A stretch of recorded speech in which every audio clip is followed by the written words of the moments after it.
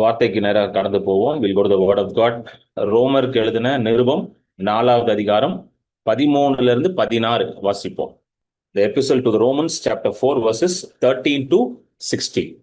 அன்றியும் உலகத்தை சுதந்தரிப்பான் என்கிற வாக்குத்தத்தம் ஆபிரகாமுக்காவது அவன் சந்ததிக்காவது நியாயப்பிரமாணத்தினால் கிடையாமல் விசுவாசத்தினால் வருகிற நீதியினால் கிடைத்தது. நியாயப்பிரமாணத்தை சார்ந்தவர்கள் சுதந்திரவாளிகளானால் விசுவாசம் வீணாய்ப்போம், வாக்குத்தத்தமும் அவமாகும். மேலும் நியாயப்பிரமாணம் கோபாக்கினையை உண்டாக்குகிறது. நியாயப்பிரமாணம் இல்லாவிட்டால் மீறுதலும் இல்லை. ஆதலால் சுதந்திரமானது கிருபையினால் உண்டாகிறதா இருக்கும்படிக்கு அது விசுவாசத்தினாலே வருகிறது. நியாய பிரமாணத்தை சார்ந்தவர்களாகிய சந்ததியாருக்கு மாத்திரமல்ல, நம் எல்லாருக்கும் தகப்பனாகிய ஆபிரகாமுடைய விசுவாசத்தை சார்ந்தவர்களான எல்லா சந்ததியாருக்கும் அந்த வாக்குத்தத்தம் நிச்சயமா இருக்கும்படிக்கு அப்படி வருகிறது. ஆமென். ரோமர் 4 ரொம்ப ஒரு முக்கியமான ஒரு பகுதி. ரோமர் புஸ்தகமே ரொம்ப முக்கியம்தான். அதுல எதையுமே நம்ம நெகேட் பண்ண முடியாது. ஏனென்றால் ஒரு ஃபவுண்டேஷனல் ட்ரூத் ரோமன்ஸ்ல தான் இருக்கு. விசுவாசத்தினாலே நீதிமான்களாக நம்ம ஆக்கப்பட்டிருக்கிறோம். By faith we have been made righteous. இதுதான் ஃபவுண்டேஷனல் ட்ரூத்.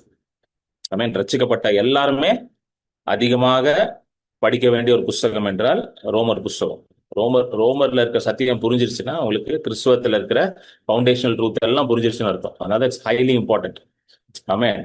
பெரிய பெரிய ரெஃபர்மேஷன்ஸ் எல்லாமே பாத்தீங்கன்னா சீர்திருத்தங்கள் எல்லாம் ரோமர் புஸ்தகத்தை படிச்சுதான் நடந்திருக்கு.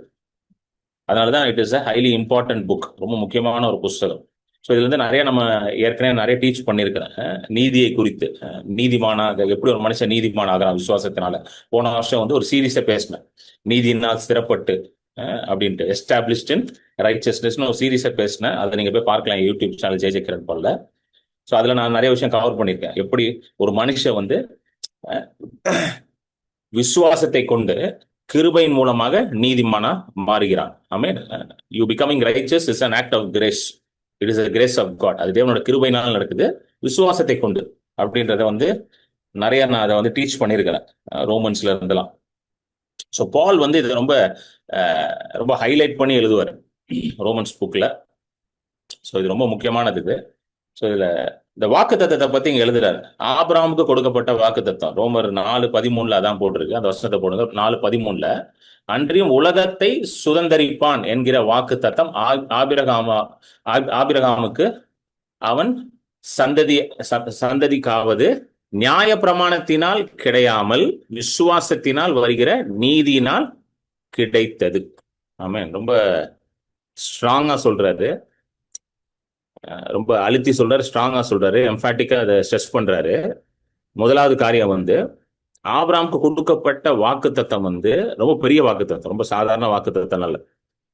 நிறைய பேர் என்ன நினைக்கிறாங்க, ஆபிரகாமுக்கு சொன்ன வாக்கு தத்தம் ஜஸ்ட் ஒரு ஈசாக்கு பிறப்பான், அவர் ஒரு வயதான மனுஷன், புள்ள பெற முடியாம கஷ்டப்பட்டுட்டு இருக்கிறாரு. ஸோ ஆண்டவர் கூப்பிட்டு என்ன பண்றாரு, உனக்கு ஒரு பையனை கொடுக்குறப்பா, கவலைப்படாத, உனக்கு ஒரு வாரிசை உண்டாக்குற, நிறைய சொத்து சுகெல்லாம் வச்சிருக்கிற, நல்ல பிசினஸ் பண்ற, உனக்கு ஒரு வாரிசை ஏற்படுத்துறேன். Though it is part of the promise, that was not the exact promise. Hallelujah. ஆண்டவர் கொடுத்த வாக்கு தத்தத்துல அதுவும் இருக்குது, அவனுக்கும் ஒரு வாரிசு உண்டாகுன்றது இருக்குது. பட் அது அதுதான் பிரைமரி ஃபோக்கஸே கிடையாது ஆண்டவருக்கு. Hallelujah. ஆமென். உலகத்தையே அவன் சுதந்திரிக்கணும். ஆபிரகாம் மூலமா ஒரு சந்ததி உண்டாகணும், ஒரு விசுவாச சந்ததி, ஜெனரேஷன் ஆஃப் ஃபெய்த் ஆபிரகாம் மூலமா உண்டாகணும். அந்த சந்ததி இயேசு என்ற வித்துல இருந்து அது உண்டாகணும். நீங்க நல்லா கவனிச்சீங்கன்னா ஆபிரகாம்ட்ட ஆண்டவர் பேசும்போது இந்த இங்கிலீஷ்ல பாத்தீங்கன்னா அந்த வார்த்தையை பாருங்களேன், என்கேஜபில சீட் அப்படின்ற ஒரு வார்த்தை யூஸ் பண்ணிருக்கோம். For the promise that he would be heir of the world was not to Abraham or to his seed. Seed தான் போட்டுப்பார், சீட்ஸ்னே வராது. இன்னொரு இடத்துலயும் பாத்தீங்கன்னா ஆண்டவர் ஆபிரகாம்கிட்ட பேசும்பொழுது எப்படி சொல்லுவார்னா, உன் சந்ததி, அதாவது உன் வித்தின் மூலமாக, அது எங்க வரும்னா மோரியா மலையில சொல்லுவார். ஆண்டவர் திரும்ப பேசுவார் அவனோட. வாங்க, இதை நம்ம போன வாரமும் பார்த்தோம்ல, அது திரும்ப படிப்போம். ஒரு வசனத்தை வாசிப்போம். ஆதியாகமம் 22:15 வாசிங்க சிஸ்டர். 15 18 வரைக்கும் வாசிங்க. இது போன வாரம் பார்த்தோம், எப்படி ஆண்டவர் வந்து தன்மேலே ஆணையிடுகிறார் என்பதை. கர்த்தருடைய தூதனானவர் 2ஆம் தரம் வானத்திலிருந்து ஆபிரகாமை கூப்பிட்டு, ம், நீ உன் புத்திரன் என்றும் உன் ஏக சுதன் என்றும் பாராமல் அவனை ம், ஒப்பு கொடுத்து இந்த காரியத்தை செய்தபடியால் ம், நான் உன்னை ஆசிர்வதிக்கவே ஆசிர்வதித்து உன் சந்ததியை வானத்து நட்சத்திரங்களைப் போலவும் கடற்கரை மணலைப் போலவும் பெருகவே பெருக பண்ணுவேன் என்றும் உன் ம், சந்ததியார் தங்கள் சத்துருக்களின் வாசல்களை சுதந்தரித்துக் கொள்வார்கள் என்றும் நீ ம், என் சொல்லுக்கு கீழ்ப்படிந்தபடியினால் உன் ம். சந்ததிக்குள் பூமியிலுள்ள சகல ஜாதிகளும் ஆசீர்வதிக்கப்படும் என்றும் என் பேரில் ஆணையிட்டேன் என்று கர்த்தர் சொல்லுகிறார் என்றார். இது ரொம்ப முக்கியமான வார்த்தை வந்து உன் சந்ததிக்குள், இன் யோர் சீடு. ஆங்கிலத்துல கரெக்டா வருது. இங்க தமிழ்ல வந்து சந்ததின்னு போட்டாங்க, ஆங்கிலத்துல வந்து அது அந்த சீடுன்ற வார்த்தை. அந்த சீடுன்ற வார்த்தை வந்து முதலாவது எங்க மென்ஷன் எங்க பண்ணப்படுதுன்னா ஆதியாமத்திலே வருது. இந்த வார்த்தை சீடுன்ற வார்த்தை ஆதியாமம் 3வது அதிகாரத்திலே அந்த மென்ஷன் பண்றாரு ஆண்டவர். ஆதியாமம் 3ல ஸ்திரீயை பார்த்து ஆண்டவர் பேசுவார் பாத்தீங்களா? சாரி, சர்ப்பத்தை பார்த்து ஆண்டவர் பேசுவார். ஆதியாமம் 3:14 வாசிங்க. 3:15 வாசிங்க. 3:15 வாசிங்க. உனக்கும் ஸ்திரீக்கும் உன் ம், வித்துக்கும் அவள் வித்துக்கும் பகை ம், உண்டாக்குவேன். அவர் உன் தலையை நசுக்குவார், நீ ம். அவர் குதிங்காலை நசுக்குவாய் என்றார். ஸோ நல்லா கவனிங்க. இது வந்து சீடுன்றது வித்துன்னு தான் போடணும். ஆனா வந்து ஆதியாமம் 22ல வந்து எப்படி போட்டுட்டாங்கன்னா சந்ததின்னு போட்டாங்க. ஆக்சுவலி வித்துன்னு போடணும். உன் வித்துக்குள் உலகத்தில் உள்ள சகல ஜாதிகளும் ஆசீர்வதிக்கப்படும். அப்படி போடாம என்ன அதை மாத்தி போட்டிருக்காங்க, சந்ததின்னு போட்டுட்டாங்க. ஆனா ஆங்கிலத்துல வந்து பாத்தீங்கன்னா அந்த கன்சிஸ்டன்சி வரும், சீடுன்ற வார்த்தை தான் யூஸ் பண்றாங்க. சோ ஆண்டவர் சொல்றாரு பாத்தீங்களா சர்ப்பத்துக்கிட்ட, உனக்கும் ஸ்திரீக்கும் உன் வித்திற்கும் அவள் வித்திற்கும். அந்த வித்து your seed and her seed. அந்த சீடு யாரு? நிறைய பேர் என்ன நினைச்சிட்டாங்கன்னா அந்த சீடு வந்து யாருன்னா அவளுக்கு பிறக்க போற புள்ள போல. யார் பிறந்தா அவளுக்கு? 2 பிள்ளைங்க பிறகுறாங்கல்ல. யார் அது? ஆபேல், அப்புறம் காயின் ஆபேல். சோ பிசாசு என்ன நினைச்சிட்டா, காயின் தான் அந்த சீடு போல. ஏன் ஏவாலே அப்படிதான் நினைச்சிட்டா. ஏன்னா என்ன பேர் வைக்கிறா காயின் பிறந்தோடனே? நான் கர்த்தர் இடத்துல இருந்து ஒரு மனுஷனை பெற்றுக்கொண்டேன். காயின் பிறந்தோடனே இப்படிதான் பேர் வைக்கிறா. அவனை காயின் பேர் வச்சு அதுக்கு என்ன அர்த்தமா? I have acquired a man from the lord. நான் கர்த்தர் இடத்துல இருந்து ஒரு மனுஷனை பெற்றுக்கொண்டேன். சோ அவளே நினைச்சிட்டா இதான் அந்த சீடு. அந்த சீடு ஆக்சுவலி அது காயின் கிடையாது. அந்த சீடு வந்து ஆபிரகாமோட பையன் ஐசக்கும் கிடையாது. அந்த சீடு வந்து கிறிஸ்து. உன் வித்திற்கும் அவள் வித்திற்கும் பகை. கிறிஸ்து என்ன பண்ணுவானா? அந்த சீடு என்ன பண்ணுவாரா? உன் தலையை அவர் நசுக்குவார். நசுக்கப்பட்டாரா? சிலுவையில சர்ப்பமான பிசாசு நசுக்கப்பட்டது. இவன் போய் என்ன பண்றான்? சிலுவையில இயேசுவை போய் அடிக்கிறான். இல்ல, சொந்த ஜனங்களே அவர் என்ன பண்றாங்க? நிராகரிக்கிறாங்க. சொந்த ஜனங்களே அவரை கொண்டு போய் சிலுவையில் அடிக்கிறாங்க. யூதர்களே, அவர் யாருக்காக வந்தாரோ அவர்களே கொண்டு போய் சிலுவையில் அடிக்கிறாங்க. குதிகால அப்படிதான் பண்றான். குதிகால என்ன பண்றான்? he shall bruise your heel. குதிகாலை நசுக்குவாய். ஆமென். சோ ஆண்டவர் என்ன பண்றாரு? சிலுவையில் அதை செய்தார். அதுதான் சீடு. சோ இந்த சீடுன்ற வார்த்தை அதனால சிங்குலர்ல வருது. Seed is a singular thing. So நல்லா கவனிங்க. இப்போ இதுதான் வந்து இங்க பால் மென்ஷன் பண்றாரு. ரோமன்ஸ் 4க்கு வந்துருங்க திரும்ப. ரோமர் 4:13 உலகத்தை சுதந்தரிப்பான். ரோமர் 4:13 ஆபிரகாம் கொடுக்கப்பட்ட வாக்குத்தத்தம் உலகத்தையே சுதந்தரிப்பான். The promise that is given to Abraham is that he would be a heir of the world. அது யாருக்கு கொடுக்கப்பட்டிருக்கு? was not to Abraham or to seed through the law. அதாவது அதை எப்படி கொடுத்தாரா? ஆபிரகாமுக்கும் அவருடைய வித்திற்கும், அதாவது இயேசு கிறிஸ்து, அதான் அந்த வித்து. அந்த வித்தின் மூலமா பிறந்தவர்கள் தான் நாம. ஹல்லேலூயா. ரட்சிக்கப்பட்டவர்கள் எல்லாரும் இயேசு என்ற அந்த வித்தின் மூலமா பிறந்திருக்கிறோம். அது நியாய பிரமாணத்தின் மூலமாக வராமல் விசுவாசத்தை கொண்டு ஒரு நீதி உண்டாகுது இல்ல. விசுவாசத்தினால் வருகிற நீதியினால் கிடைக்கிறது. ரொம்ப முக்கியம் வந்து ரைச்சஸ்னஸ் தான். இந்த ப்ராமிசஸ் எல்லாம் வந்து பெற்றுக்கொள்றதுல ரொம்ப முக்கியமான ஒரு பங்கு வந்து ரைச்சஸ்னஸ்க்கு இருக்கு. ஆண்டவர் சொல்ற காரியங்களை நம்ம பெற்றுக்கொள்றதும், ஆண்டவர் சொன்ன வாக்குத்தத்தங்கள் நம்ம வாழ்க்கையில நிறைவேறதுக்கும் ரைச்சஸ்னஸ், அதாவது நீதி, ரொம்ப முக்கியமான ஒரு பங்கை வகுக்கிறது. It plays an important role. ஏன்னா நிறைய பேருக்கு வந்து இந்த ரைச்சஸ்னஸ்ல தான் வந்து குழப்பமே இருக்கு. இந்த ரைச்சஸ்னஸ்ல தான் வந்து என்ன பண்றது, அவங்களுக்கு ஒரு இம்பேலன்ஸ் ஆயிடுது. கவனிச்சிருக்கீங்களா? எல்லாரும் நம்ம வந்து நிறைய பேர் வந்து வாக்குத்தத்தங்கள்லாம் பெற்றுக்கொள்வாங்க. எஸ்பெஷலி இந்த நியூ இயர் டைம்ல நிறைய வாக்குத்தத்தங்கள்லாம் வரும். அப்புறம் ஜெபம் பண்ணும்போது ஆண்டவரும் சில வாக்குத்தத்தங்களை கொடுப்பாரு. அப்புறம் சில தீர்க்கதரிசி, சில தேவ ஊழியர்கள் மூலமா வாக்குத்தத்தங்கள்லாம் பெற்றுக்கொள்றாங்க. அதெல்லாம் பெற்றுக்கொள்ளும் பொழுது அவங்களுக்கு ரொம்ப சந்தோஷமா இருக்கும். வா, சூப்பர், நல்ல ஒரு வாக்குத்தத்தத்தை ஆண்டவர் கொடுத்திருக்கிறாரு. இந்த வருஷம் ரொம்ப ஆசீர்வாதமா இருக்கும் எனக்கு, ரொம்ப மேன்மையான வருஷமா இருக்கும் எனக்கு அப்படின்ற ஒரு சந்தோஷம் அவங்களுக்கு இருக்கும். ஆனா கொஞ்ச நாள் போக போக என்ன ஆகும்னா அந்த அந்த உற்சாகம் குறைஞ்சிரும். ஏன்னா என்ன நடக்கும்னு பாத்தீங்கன்னா, அவங்க தங்களையே பார்க்க ஆரம்பிப்பாங்க, தங்களை பார்க்க ஆரம்பிப்பாங்க, வாக்குத்தத்தத்தை பார்ப்பாங்க. they will see themselves and they see the promise of God. ரெண்டையும் கம்பேர் பண்ணுவாங்க. தங்களை பார்க்கும் பொழுது பெரிய ஒரு உத்தமன் மாதிரி தெரியாது, ஒரு நீதிமான் மாதிரி தெரியாது, ரொம்ப பலவீனமா இருக்கிற மாதிரி, ரொம்ப பலவீனமா இருப்பாங்க. சில சில பிரச்சனைகள் இருக்கும், எல்லா மனுஷனுக்கு இருக்கிறதால அதை பார்த்த உடனே என்ன பண்ணுவாங்க, ஓகே இதெல்லாம் நடக்காது போல அப்படின்னு ஒரு முடிவு பண்ணிடுவாங்க. ஸோ அதனாலதான் வந்து பாத்தீங்கன்னா நிறைய பேருக்கு இந்த ரைச்சியஸ்னஸ்ல இருந்து ஒரு ப்ராப்ளம் இருக்கு. நான் நீதிமான் இல்லை அப்படின்ற ஒரு முடிவு பண்ணிடுவாங்க. ஆமென். ஸோ அவங்க தங்களை பார்க்கும் பொழுது அவங்களுக்கு என்ன ஒரு உணர்வு வரும், ஐயோ எனக்குள்ள இவ்வளவு குறைவு இருக்கு, எனக்குள்ள இந்த மாதிரி வீக்னஸஸ்லாம் இருக்கிற, மாம்ச பலவீனங்கள் இருக்கு, சில பாவங்கள்லாம் சில நேரங்கள்ல வந்து அப்படியே தலை தூக்குது, சில கெட்ட காரியங்கள்லாம் தலை தூக்குது, எனக்கு எப்படி இந்த காரியத்தெல்லாம் ஆண்டவர் கொடுப்பாரு, எப்படி இந்த வாக்குத்தத்தெல்லாம் எனக்கு நிறைவேறும், இந்த சந்தேகம் நிறைய பேருக்கு இருக்கு. 99% of the Christians have this problem. ஏன்னா அவங்க வாக்குத்தத்தத்தையும் அவர்களையும் வந்து ஒப்பிடுவாங்க. எனக்கு எப்படி இது நடக்கும், என்ன மாதிரி ஒரு ஆளுக்கு ஆண்டவர் இதை செய்ய முடியுமா, கேட்கலாம் நல்லா தான் இருக்கு, ஆனா எனக்கு இது நடக்குமா அப்படின்ற ஒரு கன்க்ளூஷன் வந்துருவாங்க. ஏன்னா அவர்கள் நீதியில ஸ்திரப்படவில்லை. They are not established in righteousness. ஆமே. ஸோ நீங்க அந்த போன வருஷம் நான் ஒரு சீரீஸ் பேசினேன், அதை போய் கேளுங்க. எஸ்டாப்ளிஷ்ட் இன் ரைச்சஸ்னஸ் ஒரு சீரீஸ் பேசியிருக்காங்க, அதை கேளுங்க. எப்படி ஒரு மனுஷன் வந்து நீதியில ஸ்திரப்பட்டு இருக்கணும்னு.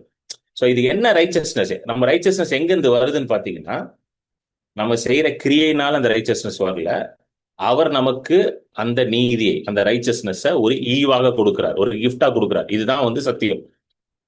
ஏன்னா நம்ம செய்யறதுனால தேவ நீதியை நாம் சம்பாதித்துக் கொள்ள முடியாது. நம்ம செய்து ஒரு நீதியை நம்ம பெற்றுக்கொள்றோம்னா அது சுய நீதி ஆயிருக்கு. It is call self righteousness.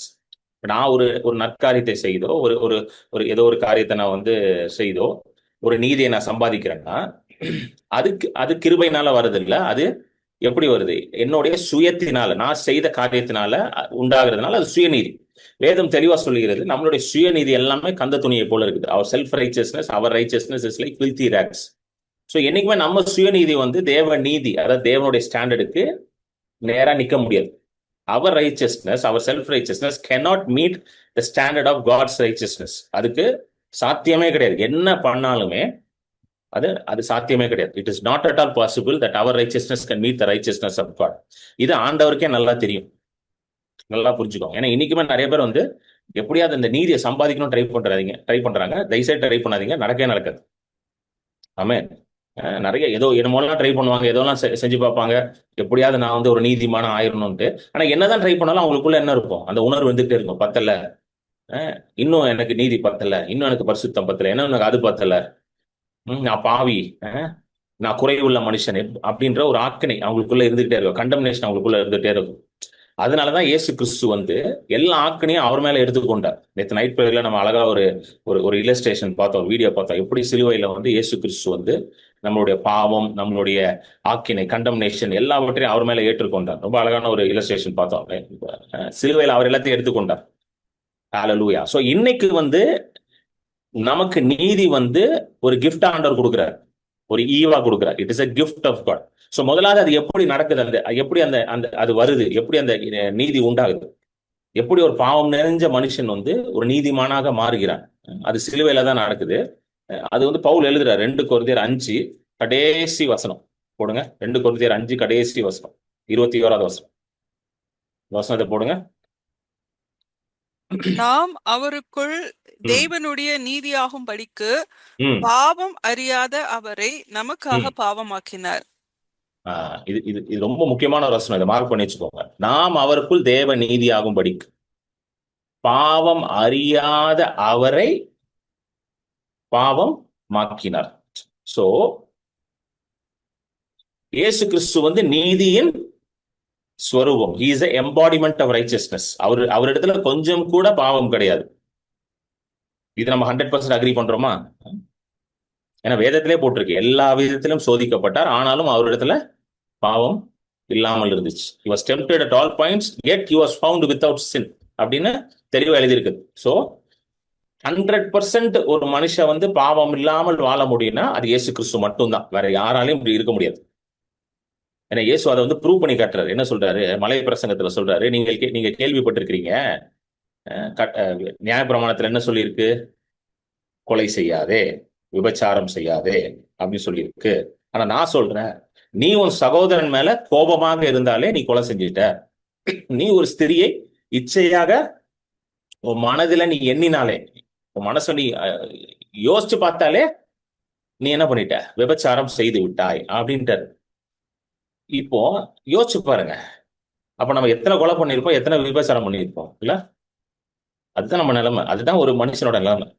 ஒரு மனுஷன் கூட சொல்ல முடியாது நான் ஒரு தடவை கூட கோபம் பண்ணலன்ட்டு. ஒரு மனுஷன் கூட சொல்ல முடியாது நான் ஒரு தடவை கூட இந்த மாதிரி யோசனைகள் எண்ணங்கள் எனக்குள்ள வரவே இல்லைன்னு ஒரு மனுஷன் கூட சொல்ல முடியாது. கரெக்டா இல்லையாங்க? இது இது யாருமே சொல்ல முடியாது. அப்படி அவங்க சொல்றாங்கன்னா அதுவே பொய் தான். அதுலயே அவங்க அது இது சொல்லும் பொழுதே அவங்க டிஸ்குவாலிஃபை ஆயிட்டாங்கன்னா பொய் சொல்றாங்க. கரெக்டா? இப்படிதான் வந்து ஆண்டவர் வச்சிருக்கிறார். அதனாலதான் இயேசு சொல்றாரு, எப்பா நீ நினைக்கிற மாதிரி நீதிமான் ஆகிறது வந்து நீ இன்னும் சும்மா நினைக்கிற நான் யாரையும் கொலை பண்ணலாண்டவரே, நான் எந்த விபச்சார பாவமும் செய்யல, அப்படி கிடையாது தம்பி. நீ மனசுல நினைச்சாலே முடிஞ்சிருச்சு. இயேசு ரொம்ப அதான் பாருங்களேன். இயேசு ஆண்டவர் பொறுத்த வரைக்கும் நம்ம எண்ணங்களும் ரொம்ப முக்கியமா இருக்கு. நம்ம என்ன பண்ண நினைக்கிறோம் வந்து ஒரு செயல் மட்டும் தான் முக்கியம். இல்ல ஆண்டவர் என்ன, அதான் மனுஷன் முகத்தை பார்க்கிறான், தேவன் இருதயத்தை பார்க்கிறார். அவர் எண்ணத்தை பார்க்கிறார். நம்ம இருதயத்துல நம்ம யாரை விசுவாசிக்கிறோம் என்பதை அவர் பார்க்கிறார். ஹல்லேலூயா. அந்த இருதயத்துல இருக்க விசுவாசம் தான் அவருக்கு பிரதானமா தெரியுது. அவருக்கு எல்லாத்தையும் விட வெளியில என்ன வேணா பண்ணிக்கலாங்க. வெளியில வந்து வெள்ளை சட்டை போட்டுக்கலாம், நகையை கழட்டி போட்டுடலாம், பூ வைக்காம இருக்கலாம், செருப்பு போடாம நடக்கலாம், எல்லாம் என்ன வேணா பண்ணலாம் நம்ம. ஆனா உள்ளுக்குள்ள நீங்க யாரை நம்பி இருக்கிறீங்க, யாரையே பற்றி கொண்டு இருக்கிறீங்க, உங்க முழு விசுவாசம் யார் மேல இருக்கு, இதுதான் ஆண்டவர் பார்க்கிறார். This is what God is seeing. ஹல்லேலூயா. வெளியில இருக்கிறது எதுவுமே அவருக்கு பார்க்கறது இல்லை. ஆமென். அதனாலதான் சில நேரம் வந்து நம்ம நம்ம யாரெல்லாம் டிஸ்குவாலிஃபை பண்றோமோ அவங்களெல்லாம் ஆண்டவர் தேர்ந்தெடுத்து பெரிய லெவல்ல அவங்கள என்ன பண்றாரு? பயன்படுத்துறாரு. இவனா அப்படின்னு நினைக்கிறோம் பாத்தீங்களா, அவங்களதான் பெருசா யூஸ் பண்றாரு. ஏன்னா அவர் இருதயத்தை தான் பாக்குறாரு. ஹல்லேலூயா. ஆமென். சோ நல்லா கவனிங்க. சோ பாவமே அறியாத அவர் பாவமானார், நீதியே அறியாத நான் நீதிமானாகிறேன். அந்த வசனத்தை திரும்ப ஸ்பாட்லைட் பண்ண விஜய், கீழே போடு. நீதினா என்னன்னே தெரியாது எனக்கு, ஏன்னா நான் வந்து பாவத்திலே தான் இருக்கிறேன். தாவீது எழுதுறாரு, என் தாய் வந்து என்னை பாவத்துல கர்ப்பம் தரித்தார். ஐ வாஸ் கன்சீவ்ட் இன் சின்ன்றார். அப்படின்னு என்ன அர்த்தம்? நான் பிறக்கும் பொழுதே பாவிதான். நம்ம எல்லாருமே பிறக்கும் பொழுதே பாவிதான். ஏன்? ஆதாம் உடைய அந்த வம்சாவளியில வந்தனால பிறக்கும் பொழுதே பாவி. எப்ப இயேசுவை ஏற்றுக்கொள்கிறோமோ அப்பதான் நம்மளுடைய ஸ்பிரிச்சுவல் லீனியேஜ் மாறுது. ஆவிக்குரிய அந்த லீனியேஜ் மாறி நம்ம கிறிஸ்துக்குள்ள வரோம். அப்போதான் நம்ம நீதிமானா மாறுறோம். சோ இன்னைக்கு நீங்களும் நானும் எப்படி இருக்கிறோம்? நீதிமானா இருக்கிறோம். பாவமே அறியாத அவர் பாவமானார் சிலுவையில. ஏனென்றால் நீதியே அறியாத நான் நீதிமானாகிறதுக்காக. ஹல்லேலூயா. இன்னைக்கு உங்களோட ஸ்பிரிச்சுவல் ஸ்டேட்டஸ் என்ன தெரியுமா? What is your spiritual status? ஆவிக்குரிய நிலை என்ன தெரியுமா? நீங்க 100% நீதிமான். ஆமேன். இதுக்கு தான் நீங்க ஆமேன் சொல்லணும். 100% நீதிமான்ங்க. இது மாறவே மாறாது. இந்த ஸ்டேட்டஸ் மாறவே மாறாது. ஹல்லேலூயா. ஆமென். ஏனென்றால் நீங்க விசுவாசத்தினாலே நீதிமானாக மாற்றப்பட்டிருக்கிறீங்க. ஆபிரகாம் தான் வந்து முதல் நீதிமான். பைபிள்ல வந்து நீங்க நீதிமான், ரைச்சஸ்னஸ் அப்படின்ற வார்த்தையை சர்ச் பண்ணீங்கன்னா முதல் நீதிமான் யாருன்னு பைபிள்ல போட்டிருக்கா? ஆபிரகாம தான் போட்டிருக்கு. அந்த மனுஷனை எப்படி நீதிமான் ஆனாரு? ஆண்டவர் சொல்றது எல்லாத்தையும் கரெக்டா செஞ்சதுனால ஆகல. அப்படி அவரை வந்து நீதிமானா மாட்டணும்னு ஆண்டவர் ட்ரை பண்ணியிருந்தாருன்னா ஆபிரகாம் ஃபெயில் ஆயிருப்பாரு. கரெக்டா இல்லையா? எங்க மனைவிய வந்து சகோதரின்றாரு, 2 இடத்துல சொல்றாரு சகோதரின்னு. அப்புறம் ஆண்டவர் தெளிவா சொல்றாரு, எப்பா உனக்கும் சாராளுக்கும் தான் வந்து நான் வந்து பிள்ளை கொடுப்பேன்றாரு. இவரு போய் இன்னொரு கல்யாணம் பண்றாரு. ஏகப்பட்ட இது பண்றாரு, சொதப்புறாரு. ஆனாலும் வேதம் அவர் என்னன்னு கூப்பிடுது? விசுவாசிகளுக்கு தந்தைந்து நீதிமான் என்று அவரை அழைக்கிறது. அப்ப எப்படி இந்த மனுஷன் நீதிமானா மாறுறாரு? How did this man become righteous? இதை கொஞ்சம் பார்க்கணும். நம்ம இதை பார்த்தாதான் புரியும் இது. ஏன்னா நம்ம எல்லாருமே இன்னைக்கு ஆபிரகாமின் சந்ததியா இருக்கிறோம். ஏன்னா அந்த இந்த வசனம் திரும்ப வா விஜய், ரோமர் 4 போட்டிருக்கு பாத்தீங்களா? ரோமர் 4ல 16 படிங்க. 4:16 16th verse படிங்க சிஸ்டர், 16வது வசனம். ஆதலால் ம், சுதந்திரமானது ம், கிருபையினால் உண்டாகிறதா இருக்கும்படிக்கு ம், அது விசுவாசத்தினாலே வருகிறது. ம், நியாய பிரமாணத்தை சார்ந்தவர்களாகிய சந்ததியாருக்கு மாத்திரமல்ல, ம், நம் எல்லாருக்கும் தகப்பனாகிய ஆபிரகாமுடைய விசுவாசத்தை சார்ந்தவர்களான ம், எல்லா சந்ததியாருக்கும் அந்த ம், வாக்குத்தத்தம் நிச்சயமாய் இருக்கும்படிக்கு அப்படி வருகிறது. ம். ஹalleluya. ஹூ இஸ் அவர் எல்லா சந்ததியா இருக்கும், அவர் தகப்பனா இருக்கிறார். இது இன்னொரு இதையும் பார்த்துருவோம். இது ரொம்ப முக்கியமான இது இது இது இது இது புரிஞ்சுக்கிறது ரொம்ப முக்கியம். நம்ம எந்த சந்ததியில இருக்கிறோம். கலாத்தியர்லையும் சொல்றாரு ஆண்டவர், நம்ம யாரு எந்த சந்ததின்னு சொல்றாரு. கலாத்தியர் இது நிறைய வாட்டி படிச்சிருக்கோம். இதெல்லாம் திரும்ப பார்ப்போம், திரும்ப திரும்ப பார்க்கறது தான் நல்லது. 3:7 போடுங்க. கலாத்தியர் 3:7. ஆகையால் ம். விசுவாச மார்க்கத்தார்கள் எவர்களோ அவர்களே ஆபிரகாமின் பிள்ளைகள் என்று அறிவீர்களாக. ஆகையால் விசுவாச மார்க்கத்தார் யார் விசுவாச மார்க்கத்தார்? Those who are of faith. நம்ம தான் அது விசுவாச மார்க்கத்தார்னா நம்மள தான் ஆண்டவர் சொல்றாரு. You are mentioned here, you are the people of faith. விசுவாச மார்க்கத்தார் நீங்க தான். யாரெல்லாம் விசுவாச மார்க்கத்தார்? நீங்க எத்தனை பேர் இருக்கீங்க விசுவாச மார்க்கத்தார்? நம்ம ஜூம் மீட்டிங்ல கிட்டத்தட்ட 20 பேர் இருக்கீங்க, என்ன சேர்த்தா 21 பேர். அப்புறம் உங்க குடும்பம் இருக்கு. விசுவாசிக்கிறாங்க எல்லாருமே விசுவாசமா இருக்குதார். நம்ம எல்லாம் யாரோட பிள்ளைகள்னு போட்டிருக்கு? ஆபிரகாமின் பிள்ளைகள், சன்ஸ் ஆஃப் ஏப்ரஹாம். ஆமென். அப்படியே அடுத்த வருஷம் படிங்க. 8. மேலும் ம், தேவன் விசுவாசத்தினாலே புறஜாதிகளை நீதிமான்களாக்குகிறார் என்று ம், வேதம் முன்னாக ம், கண்டு, ம், உனக்குள் சகல ஜாதிகளும் ஆசீர்வதிக்கப்படும் என்று ம். ஆபிரகாமுக்கு சுவிசேஷமாய் முன்னறிவித்தது. விசுவாசத்தினாலே தான் புறஜாதிகள். புறஜாதிகள்னா யூதர்கள் அல்லாதவர்கள். நம்மளை பத்தி எழுதியிருக்கு, அதான் புறஜாதிகள். யூதர் அல்லாதவர்கள் தான் புறஜாதிகள்ன்றாங்க. நம்ம வந்து பார்ன் ஜூஸ் யாருமே கிடையாதுல்ல, பிறப்பிலே நம்ம யாரும் யூதர்கள் கிடையாது. நம்ம விசுவாசத்தினாலதான் ஆபிரகாமின் பிள்ளைகளாக மாறி இருக்கிறோம். சோ அவர்கள் எல்லாரும் என்ன பண்ணுவார்கள்லாம்? அஹ், நீதிமான்களாக மாற்றப்படுவார்களாம் என்று வேதம் முன்னாக கண்டு, உனக்குள்ள சகல ஜாதிகளும் ஆசீர்வதிக்கப்படும். ஆண்டவர் அப்பயே பார்த்துட்டாரு. எப்ப பார்த்துட்டாரு? நீங்க ஆபிரகாம் பிள்ளையாக மாற போறீங்க, நீங்க ஒரு நீதிமானாக மாற்றப்பட போறீங்க என்பதை ஆண்டவர் ஆபிரகாமுக்கு வாக்கு பண்ணார். பாத்தீங்களா? கிட்டத்தட்ட எத்தனை வருஷத்துக்கு முன்னாடி? இயேசு பிறந்து 2000 வருஷம், அதுக்கு முன்னாடி ஒரு 3000 வருஷம் இருக்கும், 5000 வருஷத்துக்கு முன்னாடி, ஒரு கிட்ட 5000 இயர்ஸ் பிஃபோர் ஆண்டவர் சொல்லிட்டாரு, எப்பா ஒரு சந்ததி வரப்போகுது, அந்த சந்ததி விசுவாசத்தினாலே உன்னோட பிள்ளைகளா மாற போறாங்க, விசுவாசத்தினாலே அவர்கள் நீதிமானா இருப்பாங்க. அது யாரு? நீங்க தான். இது ரொம்ப முக்கியமானதுங்க, நல்லா கேட்டுக்கோங்க. இந்த ரைச்சஸ்னஸ் மட்டும் புரியலன்னா பிசாசு வந்து ஃபுட்பால் ஆடிட்டு போயிடுவான் உள்ள பூந்து.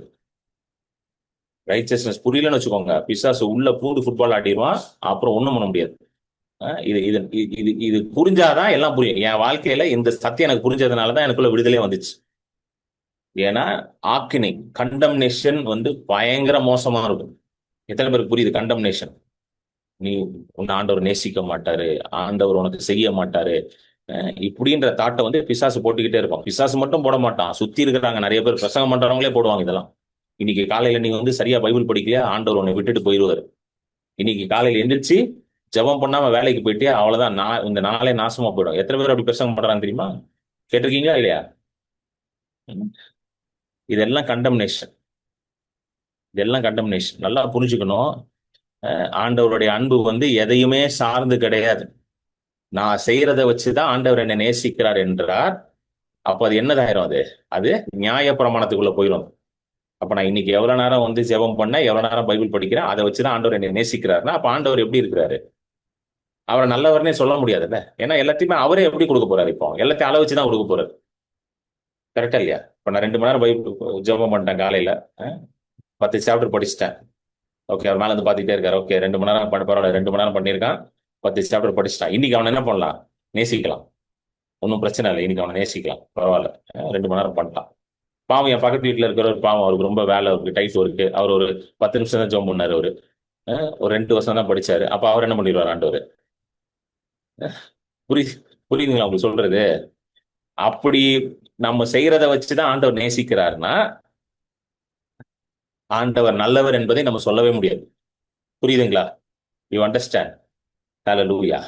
ஜெபம் பண்ணக்கூடாதுன்னு போதிக்கல, பைபிள் படிக்க கூடாதுன்னு நான் போதிக்கல. என் மீட்டிங் அட்டன் பண்றவங்க எல்லாருக்கும் தெரியும். அதனால தான் இரவு ஜெபமே நடத்தி, எதுக்கு இரவு ஜெபம் நடத்துறோம் நம்ம? ஏங்க ஜெபம் முக்கியம் இல்லைன்னா இரவு ஜெபம் நடத்துவேனா? சொல்லுங்க. என் தூக்கத்தையும் கெடுத்து உங்க தூக்கத்தையும் கெடுத்து நிறைய பேர் சீக்கிரம் படுக்கிற ஆளு உங்களெல்லாம் வந்து தூங்க விடாம எழுப்பி விட்டு ஜெபம் பண்ணுங்க. நானும் சில நேரம் பயங்கர டயர்டா இருக்கும், வெளியில ஃபுல்லா மினிஸ்ட்ரி கலைஞ்சிட்டு வந்து. அஹ், ஆனா ஏன் ஜெபம் பண்றோம்? ஏன்னா ஜெபிக்கும் பொழுது இன்னும் அதிகமாக ஆண்டவர் நேசிக்கிறார் என்பதை நான் உணர்கிறேன். எத்தனை பேர் உணர்றீங்க அதை? நானும் அதிகமா உணர்றேன். நான் ஜெபிக்கும் பொழுது ஆண்டவர் நேசிக்கிறார் என்பதை உணர்கிறேன். ஹalleluya. நான் வேதத்தை வாசிக்கும் பொழுது கர்த்தர் என்னை நேசிக்கிறான் உணர்கிறேன். இந்த ரோமர் 4 படிக்கும்போது எனக்கு அவ்வளவு சந்தோஷமா இருக்கு. ஆண்டவர் என்னை இவ்வளவு நேசிக்கிறாரா? ஹalleluya. விசுவாசத்தினால என்னை நீதிமானா மாற்றி இருக்கிறார். இவ்வளவு நல்ல ஆண்டவரா? நான் செய்யறதை வச்சு ஆண்டவர் என்னை நீதிமானா மாத்தலையே, அவர் செய்ததை வச்சுதான் என்னை நீதிமானா மாத்திருக்கிறாரு. இந்த நல்ல ஆண்டவரை நான் என் வாழ்நாள் முழுவதும் நான் சேவிப்பேன். இந்த வாழ்நாள் முழுவதும் இதை நான் பிரசங்கிப்பேன் என்பது எனக்கு அவ்வளவு சந்தோஷமா இருக்கு. இல்ல, யோசிச்சு பாருங்களேன். நான் செய்யறதை வச்சு என்னை நீதிமானா மாத்தினாருன்னா எனக்கெல்லாம் நம்பிக்கை கிடையாது. எனக்கெல்லாம் அவர் செய்ததை வச்சுதான் என்னை நீதிமானா வச்சிருக்கிறார். நீங்க அவர் செய்ததை வச்சுதான் என்னை ஆசீர்வச்சிட்டு இருக்கிறார். நீங்க அப்போ இதெல்லாம் நான் வாசிக்கும் பொழுது எனக்கு சந்தோஷம் தான் உண்டாகுது. பயம்லாம் போயிடுது. இல்ல, கரெக்டா இல்லையா? அதனாலதான் சந்தோஷமா இருக்கு இதெல்லாம் படிக்கிறதுக்கு. என்னங்க, கரெக்டா இல்லையாங்க? இதுதான் நற்செய்தி. This is call the good news. ஹalleluya. சந்தோஷத்தை உண்டாக்குறது பேர் தான் குட் நியூஸ். பயத்தை உண்டாக்குறது பேர் குட் நியூஸ் கிடையாது. அது வேற ஏதோ ஒரு நியூஸ். அது குட் நியூஸே கிடையாது. பயம் வருதா? அது வேற ஏதோ ஒரு நியூஸ். இப்போ இப்போ நீங்க போயிட்டு வந்து டிவிலயோ இல்ல யூடியூப்லயோ ஒரு நியூஸ் பாக்குறீங்க, அதெல்லாம் பயத்தை உண்டாக்குது. அது பேர் குட் நியூஸ்னு சொல்லுவாங்களா யாராவது? கொஞ்ச நேரம் நியூஸ் பார்த்தாலே பயம் வருது. ஐயோ, நாளைக்கு என்ன ஆகுமோ, அடுத்த வருஷம் என்ன ஆகுமோ அப்படின்னு பயம் தான் வருது. இல்ல, கரெக்டா இல்ல? யாராவது வந்து சொல்ல முடியுமா ஒரு மணி நேரம் நியூஸ் பார்த்தேன் பிரதர் இன்னைக்கு? நியூஸ் பார்த்தோன்னா அவ்வளவு ஒரு தெம்பா இருக்கு. யாரா சொல்லுங்க பார்க்கலாம். யாரா அப்படி இருக்கீங்களா? அவ்வளவு ஒரு தைரியமா இருந்துச்சு எனக்கு. வா, சூப்பர், இந்த உலகத்துல நான் பயங்கரமா ஆக போறேன். அப்படி யாருக்காவது இருக்குது? அப்படி யாரா இருக்கீங்களா? அப்படி நியூஸ் பார்த்தோன்னே இருக்கிறதெல்லாம் ஓடிடுது, இருக்கிற நம்பிக்கையும் போயிடுது கீழே. சரி, தங்கம் தான் விலை ஏறுதுன்னு பார்த்தா வெள்ளியும் விலை ஏறுது. பயம் வருதா இல்லையா? என்னங்க, உங்களுக்கு எல்லாம் வரலையா? அதை பார்த்தா தான் பயம் வருது. அதனால பார்க்காம இருக்கிறதே நல்லது. கரெக்டா? ஒண்ணு இது ஏறுது இல்லை அது ஏறுது. இப்படி இப்படி இருக்கு இல்ல அப்படி இருக்கு. இப்ப அட்மினுக்கு பாவம் தக்காளி விலை ஏறிச்சுன்னு அவங்க கவலைப்பட்டு இருக்காங்க. சோ யோசிச்சு பாருங்க.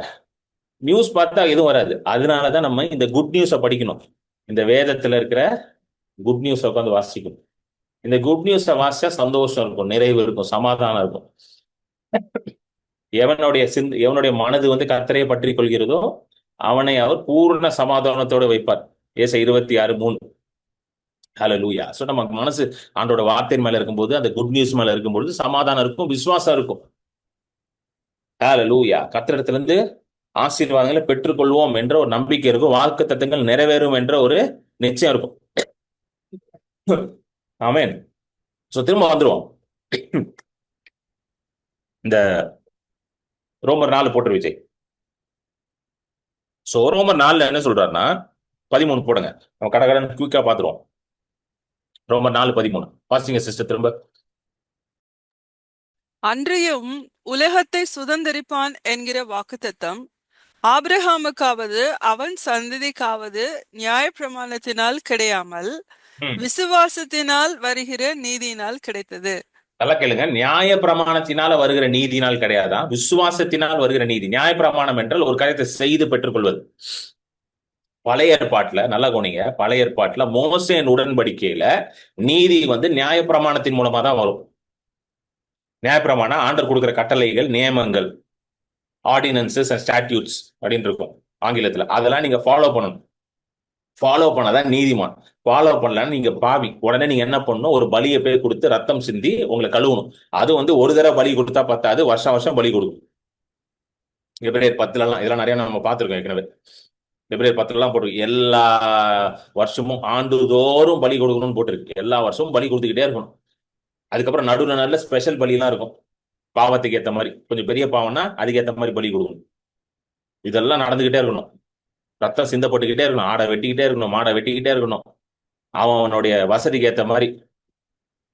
வசதியே இல்லைன்னா புறா கொண்டு போய் வெட்டணும். பலி கொடுத்து ரத்தத்தை சிந்தி சிந்தி சிந்தி பாவத்தை கழுவிக்கிட்டே இருக்கணும். ஏன்னா ஒரு மனுஷனும் நீதிமான் ஆகவே முடியாது, சான்ஸே கிடையாது. நான் செய்யறத வச்சு, அதாவது என்னுடைய கிரியையின் மூலமா நான் நீதிமானாக ஆக முடியாதுன்றத மனுஷனுக்கு காண்பிக்கணும். மனுஷனுக்கு அதை என்ன பண்ணும், ப்ரூவ் பண்ணி காட்டணும். அதுக்கு தான் ஆண்டவர் நியாயப்பிரமாணத்தை கொடுக்குறாரு. கொடுத்து எப்பா உன்னால என்ன ஆக முடியாது, நீதிமானா மாற முடியாது, நான் கொடுக்குறேன் பாரு, செக் பண்ணி பாரு. அவனும் ட்ரை பண்ணி பார்த்தான். இஸ்ரேல் ஜனங்கள் படுமோசமா தோத்து போனானுங்க.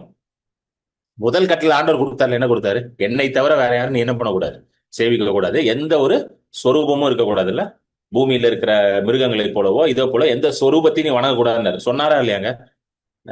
சொல்லிட்டு மோசே 40 நாள் ஆச்சு கீழே இறங்கி வந்து, மோசே கட்டளை தூக்கிட்டு கீழே வர்றதுக்குள்ள என்னத்தை உருவாக்கிட்டானுங்க, தங்கத்தினால செய்யப்பட்ட ஒரு ஒரு சொரூபம், ஒரு கண்ணுக்குட்டியை உண்டாக்கி வணங்க ஆரம்பிச்சிட்டானுங்க. எங்க கட்டளை கொடுத்து 40 நாள்ல முடிஞ்சிருச்சு, கட்டளையை உடைச்சிட்டானுங்க. கரெக்டா கவனிச்சு பாத்தீங்களா? அவர் ஒரு 40 நாள் அவரு கொஞ்சம் ஆண்டவரோட டைம் நிறைய ஸ்பெண்ட் பண்ணுவாரு. மோசே போனா டக்குன்னு வர மாட்டாரு கீழே. இவனுங்க உடனே முடிவு பண்ணிட்டானுங்க, இவர் கட்டளை கொடுத்துட்டு அங்கேயே தங்கிட்டாரு, நம்ம என்ன பண்ணுவோம், வேற கடவுளை தேடுவோம்னு சொல்லிட்டு டக்குன்னு ஒரு சட்டையை ரெடி பண்ணிட்டானுங்க. முதல் கட்டளையே உடனே உடைச்ச கும்பல் அது. ஆண்டவருக்கே தெரியும் இவனுங்க எந்த கட்டளையும் ஃபாலோ பண்ண மாட்டானுங்க. He himself knows. ஆனா அது அவங்களுக்கு புரியணும்ல, அதனாலதான் முதல்ல கட்டளையை கொடுக்குறாரு. ஏன்னா நம்மளுக்கே சில நேரம் அப்படியே சொல்லுவோம், ஆண்டவரே பாருங்க இந்த வருஷம் பாருங்க நான் எப்படி வாழ்றேன் பாருங்க. எத்தனை பேர் அப்படி சொன்னீங்க வருஷம் ஸ்டார்டிங்ல? கையெல்லாம் தூக்க வேண்டாம், 1ஆம் தேதியில இருந்து பாருங்க ஆண்டவரே, நான் ஜெபிக்கிற ஜெபத்தை பார்த்து நீங்களே மிரண்டு போக போறீங்க, சிங்காசனத்தை விட்டு இறங்கி வர போறீங்க, பரலோகத்தையே அசைக்க போறேன். எத்தனை பேர் அப்படி சொன்னீங்க பார்க்கலாமா? கையெல்லாம் தூக்க, பரலோகத்தையே அசைக்க போறேன், நான் சிங்காசனத்தை ஆட்ட போறேன். கவனிச்சிருக்கீங்களா? சிங்காசனத்தை ஆட்ட போறேன். அந்த அளவுக்கு நம்மளாம் பலசாலியா, சிங்காசனத்தை பிடிச்சி ஆட்டுறது அளவுக்கு அந்த அளவுக்கு இருக்கா நமக்கு பலம்? இப்ப எப்படிங்க இருக்கு? பிப்ரவரி மாசம் வந்தோடனே சிங்காசனத்துல ஆட்டியாச்சா? சொல்லுங்க, புரியுதுங்களா? இது இந்த மாதிரிலாம் ரெசல்யூஷன்லாம் எடுத்துட்டு இருக்காதீங்க. கிருபையை கேளுங்க ஆண்டவர், ஆண்டவர் கிருபையை கொடுங்க, ஆண்டவரே ஜெபிக்க கிருபையை கொடுங்க, வசனத்தை வாசிக்க கிருபையை கொடுங்கன்னு கேளுங்க, கிருபையை கொடுப்பாரு. அதை விட்டுட்டு ஆண்டவருக்கெல்லாம் சேலஞ்ச் பண்ணிட்டு இருக்காதீங்க. ஆண்டவர்கிட்டலாம் பாருங்க, இயேசுவோட நான் பயங்கரமா ஊழியம் பண்ணி காட்டுறேன் பாருங்க. இயேசு எத்தனை பேர் எழுப்பினார், நான் பாருங்க எத்தனை பேர் எழுப்ப போறேன் பாருங்க. இதெல்லாம் விடாதீங்க. ஆண்டவருக்கு அவரே அங்கே சிரிச்சிட்டு இருப்பாரு. சிங்காசனத்தில் வீட்டிருக்கிறவர் நகைக்கிறார் அப்படின்னு எழுதியிருக்கு சங்கீதம் 2 சிரிச்சிட்டு பாரு. ஏண்டாடே ஏண்டாடே, வருஷம் வருஷம் ஏதான் சொல்ற நீ, வருஷம் வருஷம் ஜிம்முக்கு போறேன்ற போவே மாட்டுற, வருஷம் வருஷம் பைபிள் ஒழுங்கா படிக்கிறேன்னா படிக்கவே மாட்டேற, இந்த வருஷம் அதான் சொல்ற நீ அப்படின்னு அவங்க சிரிச்சுட்டு இருப்பாரு. அவர் அதை உங்களுடைய வீக்னஸ் அறிஞ்சுதான் அவர் என்ன பண்ணாரு, அவருடைய நீதியை நமக்கு கொடுக்கிறார். ஹல்லேலூயா. எவ்வளவு நல்ல ஆண்டவர் பாத்தீங்களா? இந்த மாதிரி ஒரு ஆண்டவர்லாம் எங்கேயுமே பார்க்க முடியாதுங்க, சான்ஸே இல்லைங்க. அவருக்கு தெரியும் உங்களால இவ்வளவுதான் முடியும், அவருக்கும் தெரியும் இவ்வளவுதான் நம்ம பிள்ளைங்களுக்கு முடியுங்க. அதான் சொல்லித்தான் இதெல்லாம் கொடுக்கிறார், நீதியை ஈவா கொடுக்கிறார். சோ அதான் இங்க 13வது வசனத்தை சொல்றாரு, உலகத்தை சுதந்திரிப்பான். அது நியாய பிரமாணத்தினால உண்டாகிற ஒரு ஆசீர்வாதம் கிடையாதான், அது எப்படி விசுவாசத்தினால் வருகிற நீதியினால் கிடைத்தது. சொல்லுங்க, இந்த உலகத்தை சுதந்திரிக்கிற ஆசீர்வாதம் ஆபிரகாம் சந்ததிக்கும், ஆபிரகாம் சந்ததி நமக்கு இருக்கு. சோ இந்த ப்ராமிஸ் உங்களுக்கும் பொருந்தும். சொல்லுங்க ஆமென். This promise is for you also. ஆமென் சொல்லுங்க. உலகத்தை சுதந்திரிக்க ஆசீர்வாதம் உங்களுக்கும் உண்டு. இது உங்களுக்கும் கொடுக்கப்பட்ட வாக்குத்தத்தம். ஹல்லேலூயா. ஆபிரகாமுக்கு மட்டும் இல்ல, it is also for you. ஆமென். ஆமென் சொன்னீங்கன்னா சுதந்திரிப்பீங்க. ஹல்லேலூயா. இது நியாய பிரமாணத்தினால கிடையாது, விசுவாசத்தினால் வருகிற நீதியினால். First point, it is by the righteousness of faith. வேற எப்படியுமே இதெல்லாம் பண்ண முடியாது. ஹல்லேலூயா. Righteousness of faith. Thank you Jesus. ஆமென்.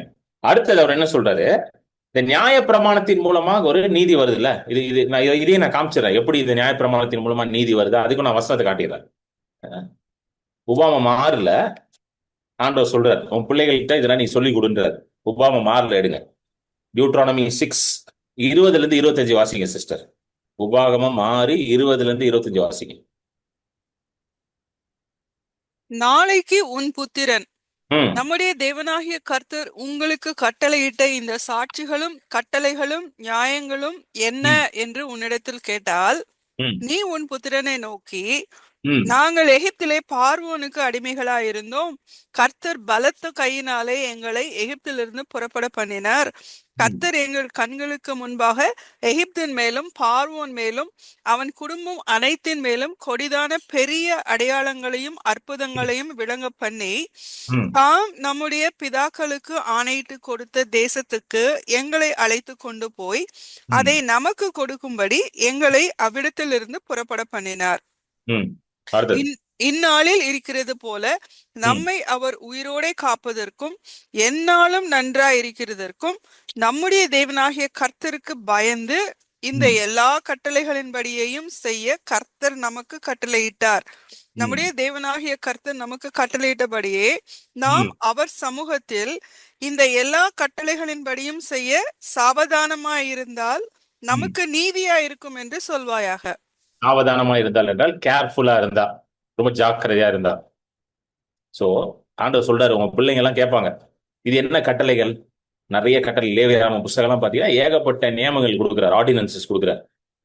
10 கட்டளைகள் தவிர நிறைய இருக்குது. பியூரிஃபிகேஷன் லாஸ் இருக்குது, திருமண இதுக்கு இருக்குது, அப்புறம் வந்து கடன் வாங்குறது, கடன் கொடுக்கறது, நிறைய இருக்குது. சரிங்களா? இதெல்லாம் என்ன அப்படின்னு கேட்டா சொல்லணுமா? எகிப்துல அடிமையா இருந்து ஆண்டவர் வெளியே கொண்டு வந்தாரு. வெளியே கொண்டு வந்து இந்த கட்டளைகள் எல்லாம் கொடுத்து ஃபாலோ பண்ண சொன்னாரு. இதெல்லாம் ஃபாலோ பண்ணி கேர்ஃபுல்லா, ஆங்கிலத்தில் ரொம்ப அழகா போட்டு, careful to observe all these commandments. இந்த கட்டளைகள் எல்லாம் கடைபிடிக்கிறதுல ஜாக்கிரதையா இருந்து, அதான் சாவதானமா இருந்தால் நமக்கு நீதியா இருக்கும். இதெல்லாம் கடைபிடித்தால், if you are careful to observe all these commandments before the Lord your God, it will be righteousness for us. இதை கடைபிடித்தால், இதை ஜாக்கிரதையாக நீங்க ஃபாலோ பண்ணீங்கன்னா இது உங்களுக்கு எப்படி இருக்குமா? இந்த இந்த இது உங்களுக்கு நீதியாக இருக்கும். You will be called a riches. நீங்க ஒரு நீதிமான் என்று எண்ணப்படுவீங்க. புரியுதுங்களா? சோ பழைய ஏற்பாட்டுல இதெல்லாம் ஃபாலோ பண்ணாதான் நீதிமான். புரிஞ்சிச்சிங்களா? அதுலயும் வந்து ஆண்டவர் என்ன பண்ணியிருந்தாரு, நான் சொன்னேன்ல, ஏதாவது ஒன்று மிஸ் பண்ணிட்டீங்கன்னா பலி போய் கொடுக்கணும். போய் ஒரு ஆடையோ மாடையோ ஆட்டுக்குட்டியோ ஏதோ ஒன்று கொண்டு போய், ஒரு புறாவையோ கொண்டு போய் அடிச்சு பலி கொடுக்கும். ஸோ அதுக்கும் ஆண்டவர் வந்து என்ன பண்ணாரு? அதுதான் பாருங்க, ஆண்டவர் வந்து கிருபை நிறைஞ்சவருங்க. ஆண்டவர் போல நல்லவர் யாருமே கிடையாது. பழைய ஏற்பாட்டுல என்னதான் இவ்வளவு ஸ்ட்ரிக்டா வந்து அவங்களுக்கு வந்து நியாயப்பிரமாணம் கொடுத்திருந்தாலுமே, அதை மிஸ் பண்ணிட்டா கூட என்னது, மிஸ் பண்ணிட்டியா, சரி போய் ஒரு பலியை கொடுப்போம். எதுக்கு அந்த பலிகள் எல்லாம் உண்டாக்குனாரு? அது எல்லாமே நிழல். It is all a shadow. யாருக்கு நிழல்? அந்த அந்த பழைய ஏற்பாட்டு பலிகள்லாம் யாருக்கு நிழலா இருக்குது? இயேசு கிறிஸ்துவின் பலிக்கு நிழலாக இருக்கிறது. ஹல்லேலூயா. அந்த பலிகள், அந்த ரத்தம் சிந்துவது வந்து எதற்கு நிழல்? இயேசு சிலுவையில ரத்தம் சிந்து போறாரு, அதுக்கு நிழல் அது. சோ ஒரு நாள் ஒரு பலி வரப்போது, அந்த பலி வந்து என்னுடைய சொந்த குமாரன், என்னுடைய நேச குமாரன் என் பலியாக இருக்கும். சிலுவையில் அவர் பலியா இருப்பார், ரத்தம் சிந்துவார். அவர் ரத்தம் சிந்த உடனே உலகத்தோட மொத்த பாவத்தையும் ஒரே தரம், ஒன்ஸ் அண்ட் ஃபார் ஆல், அவர் என்ன பண்ணிடுவாரா? எடுத்துருவார். இதான் எபிரேயர்ல எழுதுறார், ஒன்ஸ் அண்ட் ஃபார் ஆல் அப்படின்றார். ஒரே பலியினால நீங்க என்ன பண்ணுவீங்க? மன்னிக்கப்படுவீங்க, நீதிமானா மாற்றப்படுவீங்க. ஹல்லேலூயா. அன்னைக்கு வந்து வருஷம் வருஷம் பலி கொடுக்கணும். இன்னைக்கு இயேசு வருஷம் வருஷம் நமக்காக மன்னிக்கிறாரா? கிடையாது. ஒரே பலினால, ஒன்ஸ் அண்ட் ஃபார் ஆல். அந்த வசனத்தை பார்த்துருவோம் டக்குன்னு. இதை கொஞ்சம் பார்த்தா நம்மளுக்கு புரியும். ஏன்னா இதெல்லாம் ரொம்ப பேசிக்கான ட்ரூத். இதெல்லாம் இந்த நீதியில சிறப்புறது வந்து ஹைலி இம்பார்ட்டன்ட். ஏன்னா எல்லாத்துக்குமே வந்து அதுதான் முக்கியம். ஹல்லேலூயா. ஆமென். நீங்க சுகத்தை பெற்றுக்கொள்ளுமா? நீதிமான் என்ற அந்த உணர்வு வந்து சுகத்தை ஈஸியா பெற்றுக்கொள்ளலாம். இல்லைன்னு வச்சுக்கோங்க, பிசாசு போட்டு ஃபுட்பால் ஆடிட்டு போயிடுவான். எபிரேயர் 10:11 படிங்க. அன்றியும் எந்த ஆசாரியனும் நாடோறும் ஆராதனை செய்கிறவனாயும் பாவங்களை ஒரு காலம் நிவிர்த்தி செய்யக்கூடாத ஒரே வித பலிகளை அநேகந்தரம் செலுத்தி வருகிறவனாயும் நிற்பான். சோ இது வந்து பழைய ஏற்பாட்டு 11. ஆசாரியன் நாள்தோறும் பலி கொடுப்பாங்க. சொன்ன பாத்தீங்களா? ஏதாவது ஒண்ணு பண்ணிடுவானுங்க, உடனே கொண்டு வந்து பலி கொடுத்துக்கிட்டே இருப்பானுங்க. இப்ப லேவியராம புஸ்தகம் எல்லாம் படிச்சீங்கன்னா தெரியும், அதுக்கு நிறைய பலிகள் இருக்கும். ஏன்னா எவனுமே பர்ஃபெக்டா வாழ முடியாது. அதனால பலி கொடுத்துக்கிட்டே இருப்பானுங்க. நாள்தோறும் பலி போய்கிட்டே இருக்கும் தேவாலயத்துல. ஹல்லேலூயா. கொடுத்துக்கிட்டே இருப்பாங்க. அது என்ன பண்ணாதான் அந்நேரம் என்ன பண்ணாதான் அது அந்த ஆசாரியனும் நாள்தோறும் ஆராதனை செய்கிறவனாயும் பாவங்களை ஒரு காலம் அது நிவர்த்தி செய்யக்கூடாத, ஒரு காலம் நிவர்த்தி செய்ய முடியாதான். கீழே இங்கிலீஷ்ல பாருங்க, which can never take away sin. ஏன்னா பலி கொடுத்துட்டோம்னா அந்த கணக்கு முடிஞ்சு, அப்புறம் புது கணக்கு ஸ்டார்ட் ஆயிரும். புரியுதுங்களா? ஒரு ஏதோ தப்பு பண்ணிடுவான். பழைய ஏற்பாட்டுல தப்பு பண்ணோன்னே போட்டிருக்குது, இந்த தப்பு பண்ணிட்டியா, இந்த பலியை கொடுப்போம், இப்ப பலியை கொடுப்பான் அப்படின்னா அந்த கணக்கு தான் முடியும். இப்ப புது கணக்கு ஸ்டார்ட் ஆயிரும். இப்ப திருப்பி பண்ணவங்க போயிட்டான், அவன் திருப்பி பண்ணாம இருப்பான்னு நினைக்கிறேன், திருப்பி பலி கொடுப்பான். இதேதான் வேலை அவங்களுக்கு. கூட்டிக்கிட்டே இருப்பானுங்க. அதுதான் ஒரு காலம் அது பாவத்தை நிவிர்த்தி செய்யக்கூடாது இருந்துச்சான். ஆனா கிறிஸ்துவோட பலி எப்படி இருந்துச்சா? முந்தின வசனம் 10வது வசனம் படிங்க, 10th verse. இதே இதுல படிங்க. இயேசு கிறிஸ்துவனுடைய சரீரம் ஒரே ம் தரம் பலியிடப்பட்டதினாலே ம் அந்த சித்தத்தின்படி நாம் பரிசுத்தமாக்கப்பட்டிருக்கிறோம். அந்த சித்தத்தின்படி நாம் ஒரே தரம் பலி பலியிடப்பட்டதினாலே. இங்கிலீஷ்ல பாருங்க, offering of the body of Jesus Christ once for all. ஒரே தரம், ஒரே தரம், ஒன்ஸ் ஃபார் ஆல். மொத்தத்துக்கும் ஒரே தரம் பலியிடப்பட்டாராம், நாம பரிசுத்தமாக்கும்படி. ஹalleluya. இதுதான் நடக்குது. அதே 14 படிங்க, 14th verse படிங்க. அதே அதிகாரத்துல 14th verse. ஏனெனில் பரிசுத்தமாக்கப்படுகிறவர்களை ஒரே பலியினாலே இவர் என்றென்றைக்கும் பூரணப்படுத்தியிருக்கிறார். என்றென்றைக்கும் பூரணப்படுத்தியிருக்கிறார். என்றென்றைக்கும் நம்மை பூரணப்படுத்தி. For one offering he has perfected forever those who are being sanctified. என்றென்றைக்கும் நாம் பூரணப்படுத்தப்பட்டிருக்கிறோம். எப்படி? ஒரே பலியினாலே. சொல்லுங்க, you are perfected. ஏனென்றால் அவருடைய ஒரே பலியினால ஆண்டவர் என்னை பூரணப்படுத்தியிருக்கிறார், பரிசுத்தப்படுத்தியிருக்கிறார். Perfected forever, sanctified forever, made righteous forever. ஒரே பலியினால். Hallelujah. இதுதான் இயேசுவின் ரத்தத்தின் வல்லமை. This is the power of the blood of Jesus. இந்த ரத்தத்துக்கு மேல எந்த இதுவும் கிடையாது. இப்ப நான் செய்யறதுனால நான் நீதிமானே ஆகலைங்க. நான் இப்ப நீதிமான், 100% ரைச்சஸ்ங்க. நீங்க 100% ரைச்சஸ்ங்க. ஆமென். இதான் நீங்க முதல்ல விசுவாசிங்க. Your 100% righteousness. 1% கூட நீங்க ரைச்சஸ்னஸ் கம்மி கிடையாது. அது தெரியுமா உங்களுக்கு? 1% கூட குறையாது. அப்படியே இருக்கிறீங்க. இயேசுவோட நீதி அப்படியே உங்களுக்குள்ள இருக்குது. உங்க ஆவியில் அப்படியே இருக்கிறார். யோவான் எழுதுறாரு பாருங்க, 1 யோவான்ல எழுதுறாரு, as Jesus is so you are in this world. எங்க அந்த வசனம்? 1 யோவான் 5, சரி 5 இல்ல, அந்த வசனத்தை போடு விஜய். 1 யோவான் 4:17. Hallelujah. Thank you Jesus. நியாய தீர்ப்பு நாளிலே நமக்கு தைரியம் உண்டாயிருக்கத்தக்கதாக அன்பு நம்மிடத்தில் பூரணப்படுகிறது. ஏனென்றால் அவர் இருக்கிற பிரகாரமாக நாமும் இவ்வுலகத்திலே இருக்கிறோம். அவர் இருக்கிற பிரகாரமாக நாமும் இவ்வுலகத்தில் இருக்கிறோம். அவர் இருக்கிற பிரகாரமாக, as he is so are we. அவர் எப்படி இருக்கிறாருங்க? இப்ப அவரு பூரணமா இருக்கிறாருல்ல, இருக்கிற பிரகாரம். இயேசு கிட்ட ஒரு குறையும் கிடையாது. அவர் இருக்கிற பிரகாரமாகவே நான் இருக்கிறான். எங்க என் ஆவியில வந்து அப்படியே இருக்கிறான். கம்ப்ளீட்லி ரைச்சஸா இருக்கிறான். ஹalleluya. Perfectly, completely. அவர் எப்படி? ஆமென். உங்க அடையாளம் என்ன என்பதை நீங்க அறிந்து கொள்ளும் போது ஆட்டோமேட்டிக்கா உங்களுடைய செயல்பாடெல்லாம் மாறிடும். அது தெரியுமா உங்களுக்கு? once you start knowing that you are a righteousness of God, automatically your actions will start changing. உங்க அடையாளம், நான் ஒரு நீதிமான் என்ற அந்த அடையாளத்துக்குள்ள நீங்க வரும் பொழுது உங்களுடைய செயல்பாடு மாறிடும் ஆட்டோமேட்டிக்கா. இப்போ நான் வந்து சில நேரம் வந்து வெளியில மினிஸ்ட்ரிக்கெல்லாம் போகும்போது சில பேர் கூப்பிடுவேன், என் கூட வாங்க ஹீலிங் மினிஸ்ட்ரி. உங்களுக்கு தெரியும் என்னோட மினிஸ்ட்ரி என்ன, ஹீலிங் மினிஸ்ட்ரி. இதுக்கு வாங்க, ஹாஸ்பிட்டல் போறோம், வாங்க ப்ரேயர் பண்ணலாம், பிசாசு ஓட்ட போலாம் வாங்க அப்படின்னா வரமாட்டாங்க யாருமே. யோசிப்பாங்க, இல்ல பிரதர் அன்னைக்குதான் உங்களுக்கு தான் முக்கியமான வேலை வந்துடும். அன்னைக்குதான் வந்து அமெரிக்க ஜனாதிபதிலாம் அவங்களை கூப்பிடுவாரு, பேசணும் வாங்க பேசலாம் அப்படின்ற மாதிரி ரொம்ப முக்கியமான வேலை பிரதர்வாங்க. அன்னைக்குதான் வந்து ரொம்ப அயனா சபையில போய் பேச போறாங்க அப்படின்ற மாதிரிலாம் சொல்லுவாங்க. அப்படின்னு சொல்லிட்டு கலந்துருவாங்க. அதுக்கு அதே வந்து நீங்க வேற எதுக்காவது கூப்பிட்டு பாருங்களேன், வாங்க நம்மலாம் வந்து சேர்ந்து உட்காந்து என்ன பண்ணலாம், பாட்டு பாடலாம், ஒர்ஷிப் பண்ணலாம், சேர்ந்து எல்லாம் உட்காந்து பாடலாம்னா வந்துடுவாங்க. அது தப்பு கிடையாது, அது தப்பே கிடையாதுங்க. ஒர்ஷிப் பண்றதுல ரொம்ப நல்லதுதான். ஆனா அதுக்கு வந்துருவாங்க. ஆனா இதுக்கு வர மாட்டாங்க. எதுக்கு? வாங்க என்ன பண்ணலாம், இல்ல சேர்ந்து ஃபெலோஷிப் பண்ணலாம், வாங்க வெளியில சாப்பிட போகலாம், டின்னருக்கு போகலாம், வாங்க சேர்ந்து ஃபெலோஷிப் பண்ணலாம், வெளியில போய் நல்லா சாப்பிட்டு ஒரு ஐக்கியத்தை உண்டாக்கலாம்னா கடகடன் எல்லாம் வந்துடும். கையில ஒரு சட்டியும் தூக்கிட்டு வந்துடும். மிச்சம் மீதி இருந்தா என்ன பண்ணிடலாம், கட்டி தூக்கிட்டு போயிடலாம் வீட்டுக்கிட்டு, எல்லாம் வந்துடுவாங்க. ஆனா வாங்க ஹாஸ்பிட்டல் போகலாம், கவர்மெண்ட் ஹாஸ்பிட்டல் போய் ப்ரேயர் பண்ணலாம், இல்ல வாங்க போய் 4 பிசாசை ஓட்டிட்டு வரலாம், ஒரு கிராமத்து ஊழியத்துக்கு போய் பண்ணிட்டு வரலாம், பிசாசு ஓட்டலாம் அப்படின்னா வரமாட்டாங்க. ஏன்? இல்ல அதான் சொன்னல, அன்னைக்குதான் ஐநா சபையில இருந்து அவங்களுக்கு அழைப்பு வந்துடும். அமெரிக்க பிரதமர் ட்ரம்ப் அன்னைக்கு தான் அவங்களை கூப்பிடுவாரு, வாங்க உங்களோட நான் பேசணும் அப்படின்வாரு, ஓடிடுவாங்க கொண்ட. அதுக்கு பேசிக்கான ரீசன் என்னன்னா, தான் நீதிமான் என்ற அந்த உணர்வு அவங்களுக்கு கிடையாது. அதுதான் ரீசனே, வேற எந்த ரீசனும் கிடையாது. நான் நீதி, ஐ எம் ரைச்சஸ் மேன் அப்படின்ற உணர்வே கிடையாது.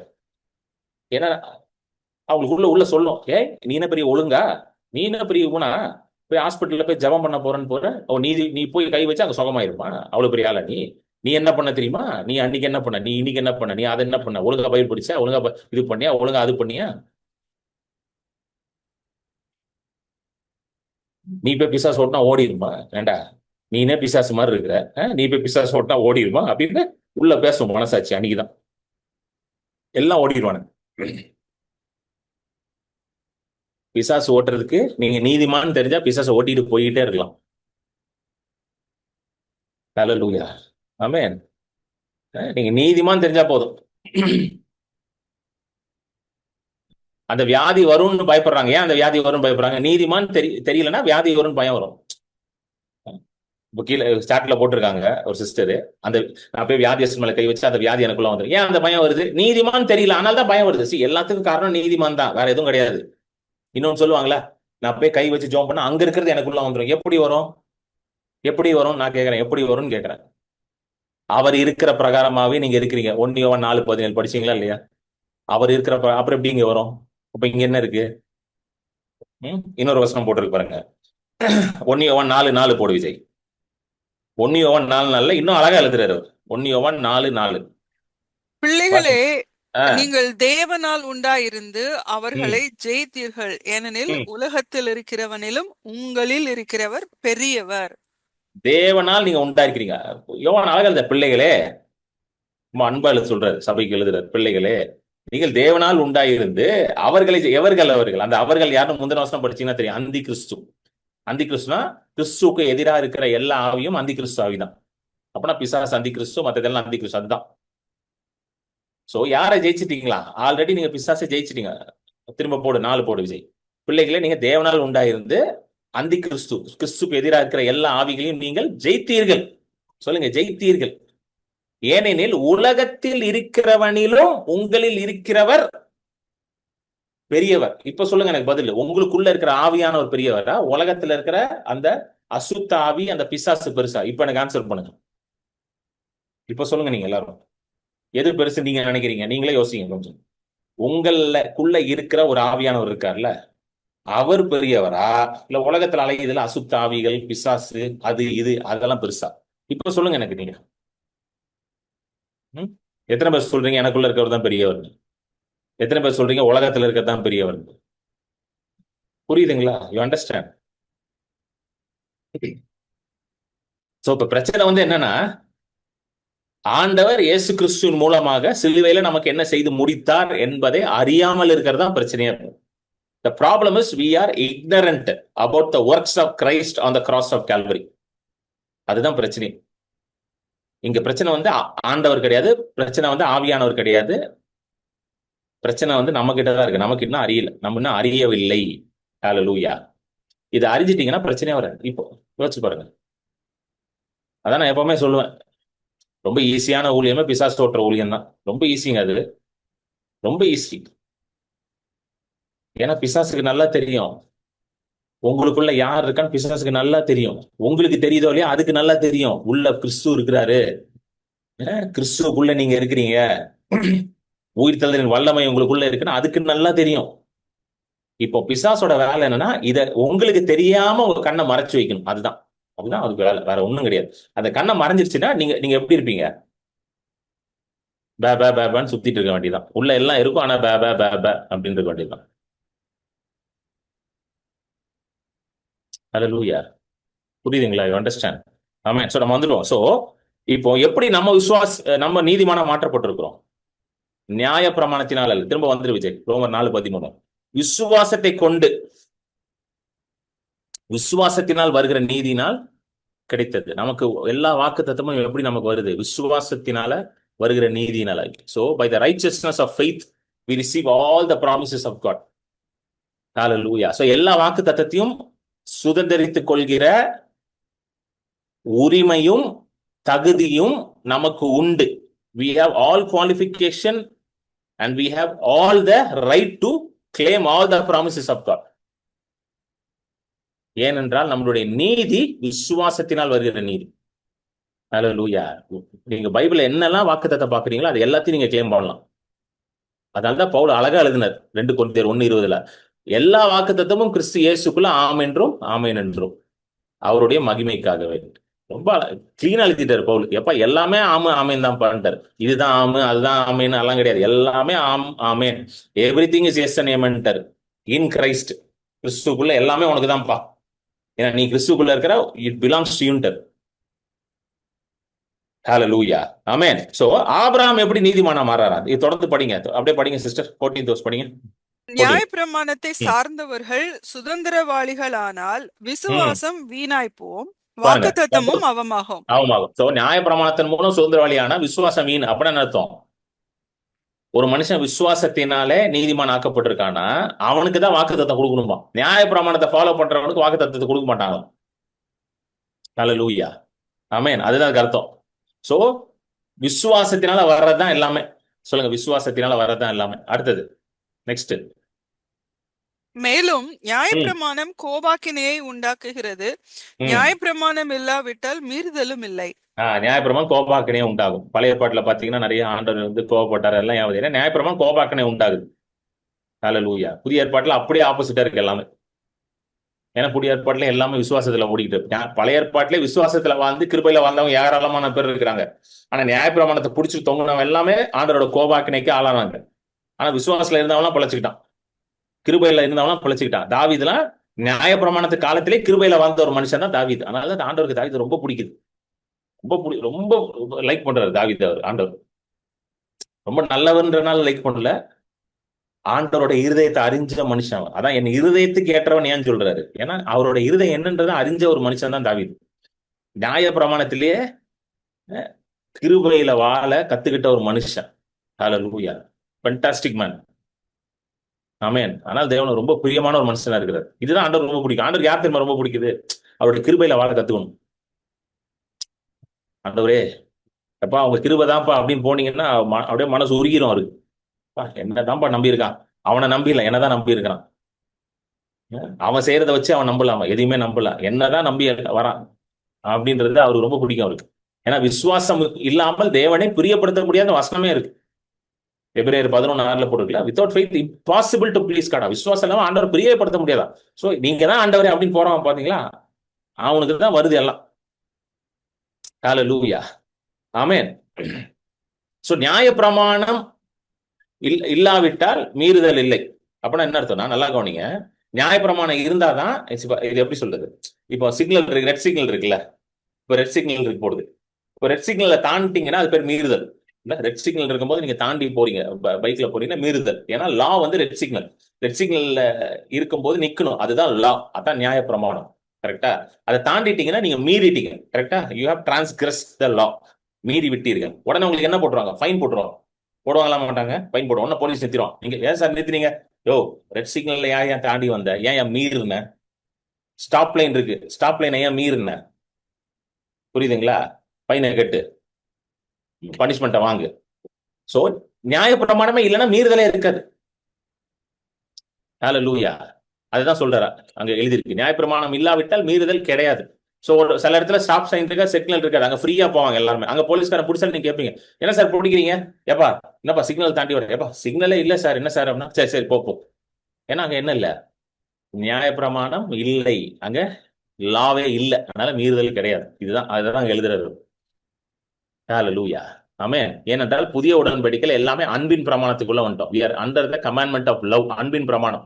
இயேசுட்ட கேட்கிறாங்கல்ல, ஆண்டவரே எல்லா கட்டளைகளையும் விட எது சிறந்த கட்டளைன்றோன்னா 2 கட்டளை கொடுக்குறாரு ஆண்டவர். ஒன்னு தேவனை நேசி, இன்னொன்னு அயலானை நேசி. இதுக்குள்ள எல்லாமே வந்துருன்ட்டாரு. சொன்னார் இல்லையா, the greatest commandments. ஃபர்ஸ்ட் என்னது? உன் தேவனாகிய கர்த்தரை மட்டும் நேசி, அவரை மட்டும் சேவி, வேற யாரும் நேசிக்காரு. ஃபர்ஸ்ட் அவர் வச்சுக்கோ. அடுத்தது உன் அயலான், love your neighbour as yourself. உன்னை போல பிறரை நேசி. எல்லா கட்டளையும் இதுக்குள்ள வந்துருன்ட்டார். கரெக்டா? சோ இந்த நியூ கவர்னன்ட், புதிய உடன்படிக்கை எல்லாம் அன்பு தான் பிரதானமா இருக்குது. Every thing is inside. சரி, இப்ப அயலான நேசி. இப்ப பாருங்களேன், இப்ப நீங்க வந்து நெய்பர் என்ன அர்த்தம்? பக்கத்து வீட்டுக்காரன் மட்டும் கிடையாது, உங்களை தவிர எல்லாருமே அயலான் தான். அதுதான் அதுக்கு அர்த்தம். உங்களை தவிர எல்லாருமே யாரு? அயலான். சோ இப்போ நீங்க எல்லாரையுமே நேசிக்கணும்னு சொல்லிட்டாரு. இப்ப எல்லாருமே நேசிக்கிறீங்கன்னா யாரையாவது நீங்க யாருக்காவது கெடுதல் செய்வீங்களா? நீங்களே சொல்லுங்க. யாருக்காவது கெடுதல் செய்வீங்களா? செய்வீங்களா? செய்ய முடியாது. செய்ய மாட்டீங்க. ஏன்னா அந்த அயலானை நீங்க நேசிக்கிறீங்க. யாருக்காவது தீங்கு நினைப்பீங்களா? நினைக்க மாட்டீங்க. யாரையாவது கெடுத்து போடுவீங்களா? கெடுக்க மாட்டீங்க. புரியுதுங்களா? You understand? எந்த பாவமும் செய்ய மாட்டீங்க. திருடுவீங்களா? திருட மாட்டீங்க. ஏன்னா அயலான்ட்டு இருந்து இது திருட மாட்டீங்க. விபச்சாரம் செய்வீங்களா? செய்ய மாட்டீங்க. அயலானோட விபச்சாரம் செய்ய மாட்டீங்க. கொலை செய்வீங்களா? கொலை செய்ய மாட்டீங்க. அயலான கொலை செய்ய மாட்டீங்க. புரிஞ்சிருச்சிங்களா? You understand? அதான் சொல்றாரு. எல்லாரையும் அயலானே நேசிட்டாரு. முடிஞ்சிருச்சு. எல்லா கமாண்ட்மெண்ட்டும் அதுக்குள்ளே வந்துருமா. தனித்தனியா உட்காந்து என்ன பண்ண வேண்டாம். இதை பண்ணுமா, அதை பண்ணுமா, என்னங்க உட்காந்து யோசிக்க வேண்டாம். ஹல்லேலூயா. ஆமென். சோ வாங்க திரும்ப வந்து போடு விஜய். 4:15 அப்புறம் 16 போடுங்க.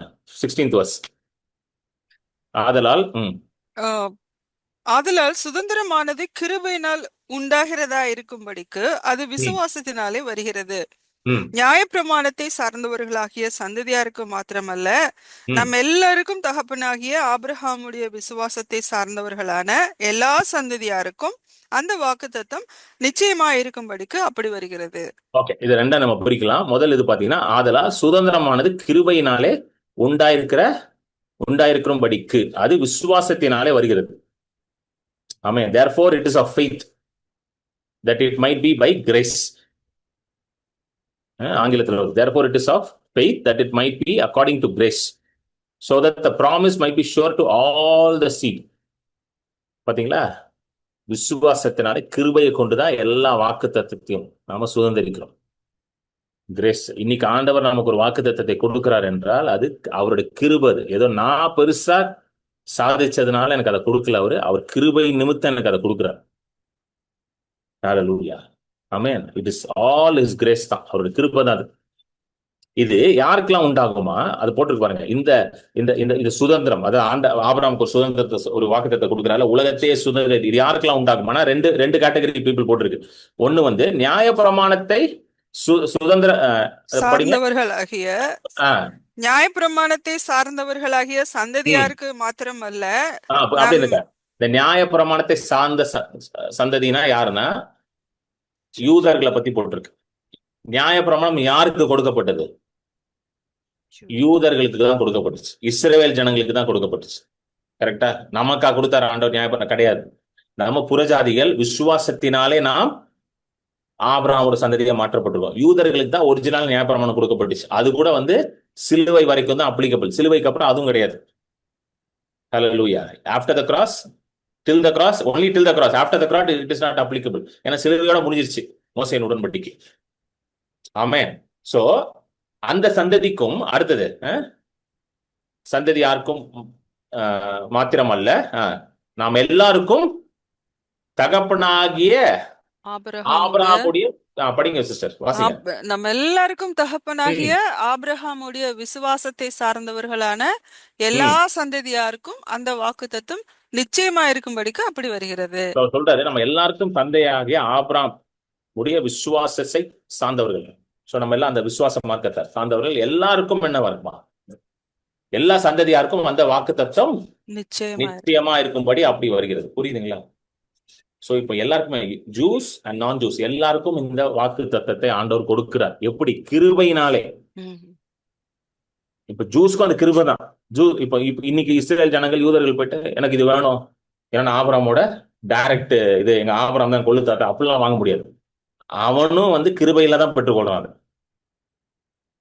ஆபிரகாம் கொள்ளுத்தாத்தானால அவனுக்கு கொடுக்குறான்லாம் கிடையாது. அதே போல உங்களுக்கும் அந்த வாக்கு தத்தங்கள் எப்படி வருது? விசுவாசத்தினாலே வருது. Through faith. ஹல்லேலூயா. ஆண்டவரோட கிருபை அதை உங்களுக்கு அளிக்கிறது. நமக்கு ஆபிரகாம் டைரக்ட் கொள்ளுத்தாத்தா கிடையாதுல்ல. அதாவது வந்து பிசிக்கலா அதாவது இந்த பயாலஜிக்கலா அவர் நமக்கு தாத்தா கிடையாது. ஆனா ஸ்பிரிச்சுவலா நமக்கு அவர் தான் தாத்தா. ஸ்பிரிச்சுவலா அவரோட சந்ததி நம்ம தான். பயாலஜிக்கலா கிடையாதுல்ல. மாம்சத்தின்படி அவர் நமக்கு கிடையாது. ஆனா ஆவிக்குரிய இதுல அவர் தான் நமக்கு தந்தையா இருக்கிறார். Is a father to us all. நம்ம எல்லாருக்கும் தந்தையா இருக்கிறார். ஹல்லேலூயா. ஆமென். சோ இந்த ஆபிரகாம் தான் நம்ம பிக்சரே. இதை பார்த்து நம்ம முடிச்சிருவோம். இந்த ஆபிரகாம் எப்படி நீதிமானார்னா, இது எப்படி இந்த கதை வருதுன்னு பாத்தீங்கன்னா, இது ரோமன்ஸ்ல எழுதுறாரு அவர். எப்படி ரோமர், இத படிச்சிருவோம். ரோமர் 4:1 இருந்து வாசிங்க சிஸ்டர். அப்படியானால் நம்முடைய ம் தகப்பனாகிய ஆபிரகாம் மாம்சத்தின்படி என்னத்தை கண்டடைந்தார் என்று சொல்லுவோம். ம் ஆபிரகாம் கிரியைகளினாலே நீதிமானாக்கப்பட்டானாகில் மேன்மை ம் பாராட்ட அவனுக்கு ஏது உண்டு? ம் ஆகிலும் தேவனுக்கு முன்பாக ம் மேன்மை பாராட்ட ஏதுவில்லை. பாருங்க, வேத நல்லா இருக்கு. இருங்க. ஆரம்பிக்கிறாரு 1வது வசனத்துல எப்படி ஆரம்பிக்கிறாருன்னா, தகப்பனாகிய ஆபிரகாம். பாருங்க, திரும்ப திரும்ப மென்ஷன் பண்ணிட்டே இருக்காரு. ஆபிரகாம தகப்பன், ஆர் ஃபாதர், நம்மளுடைய தகப்பன், நம்மளுடைய தகப்பன். நல்லா புரிஞ்சுக்கோங்க, ரொம்ப ஸ்ட்ராங்கா உள்ள போனது. ஹalleluya. இது ஏன் ரொம்ப ஸ்ட்ராங்கா போகணும்னா, நிறைய பேர் தான் இந்த நேத்து நைட் பேர்ல பேசினல, பூர்வீக சாபம் இருக்கு, அந்த சாபம் இருக்கு. ம். இன்னைக்கு நீங்க ஆபிரகாமின் சந்ததி, பூர்வீக சாபம் கிடையாது, அந்த சாபம் கிடையாது, இந்த சாபமும் கிடையாது உங்களுக்கு. ஆமென். ஆபிரகாமோட சந்ததியா மாறிட்டீங்க. அப்படியானால் நம்முடைய தகப்பனாகி ஆபிரகாம். ஹalleluya. உங்க தாத்தா எந்த பாவனா பண்ணிருட்டோம், உங்க அப்பா எந்த பாவனா பண்ணிட்டோம், உங்க அம்மா எந்த பாவனா பண்ணிருட்டோம், அதெல்லாம் கேன்சல் ஆயிடுச்சு. இப்போ நீங்க எல்லாரும் உங்களுடைய தகப்பன் யார்? ஆபிரகாம். You belong to the generation of Abraham. கிறிஸ்துக்குள்ள நீங்க ஆபிரகாம் சந்ததி ஆயிட்டீங்க. அது அவங்க அவங்க அப்பன் பண்ணது, உங்க தாத்தன் பண்ணதெல்லாம் அப்ளிகபிள் கிடையாதுங்க. அதெல்லாம் இங்க ஒன்றும் செல்லுபடி ஆகாது. அதெல்லாம் முடிஞ்சு போச்சு கதெல்லாம். அதை வச்சு யாராவது உங்களை பயம் காட்டுறாங்கன்னா, கர்த்தர் காட்டுறாரு எனக்கு, உங்க அப்பா அதை பண்ணாரு, உங்க தாத்தா அதை பண்ணாருன்னா, ஐயா தோத்திரன்னு வந்துருங்க அங்கிருந்து. ம்? தப்பு தப்பா சொல்லிக்கிட்டு இருக்காரு அவர். தகப்பனாகிய ஆபிரகாம். சரிங்களா? You are descendant of Abraham. அடிக்கடி இந்த இந்த பிரேஸை வந்து யூஸ் பண்ணிக்கிட்டே இருப்பார் பால். ஏன்னா இது ஆழமா உள்ள போகணும். இதுதான் சத்தியம். அதான் ரிப்பீட் பண்ணிக்கிட்டே இருப்பார் அவர். கலாத்தியர்லயும் இதை யூஸ் பண்ணுவார் அதிகமா. ஏன்னா கலாத்தியர் வந்து ஒரு மினி ரோமன்ஸ். கலாத்தியர் புஸ்தகம் வந்து பாத்தீங்கன்னா ரோமன்ஸோட மினி வெர்ஷன் தான் கலேஷியன்ஸ். ஹalleluya. ஆமென். சோ நம்முடைய தகப்பனாகிய ஆபிரகாம் மாம்சத்தினான் எண்ணத்தை கண்டடைந்தான் என்று சொல்லுவோம். அடுத்த வசனம் டக்குன்னு. ஆபிரகாம் கிருபையினாலே நீதிமான் கிரியைகளினாலே. கிரியினாலே நீதிமான் ஆக்கப்பட்டான் என்றால் மேன்மை பாராட்ட அவனுக்கு எது உண்டு? அப்படின்னா என்ன சொல்றாரு? அவன் கிரியையினாலே நீதிமான் ஆக்கப்பட்டான், மேன்மை பாராட்டலாமா? பாத்தியா, நான் எப்படி நீதிமானானேன்? இதெல்லாம் நான் செஞ்சேன், இதெல்லாம் ஆண்டவர் சொன்னதெல்லாம் பண்ணப்பா. அவர் என்ன சொன்னாரு? இதை பண்ணு, அதை பண்ணு, 40 நாள் உபாசம் இரு, 21 நாள் அதை பண்ணு, இதை பண்ணு. புரியுதுங்களா? இதெல்லாம் பண்ண நீதிமானான்னு சொல்லலாம். அதெல்லாம் அவன் பண்ணலாம் எதுவுமே. அதான் போட்டிருக்கு. For Abraham was justified by works, he has something to boast. கிரியையினால நீதிமானானா ஏதாவது ஒண்ணு இருக்கும் மேன்மை பாராட்ட. ஆனாலும் தேவனுக்கு முன்பதாக மேன்மை பாராட்ட எதுவும் இல்லை. சொல்லுங்க, தேவனுக்கு முன்பதாக எதுவுமே மேன்மை பாராட்ட முடியாது. அடுத்த வசனம் 3 வாசிங்க.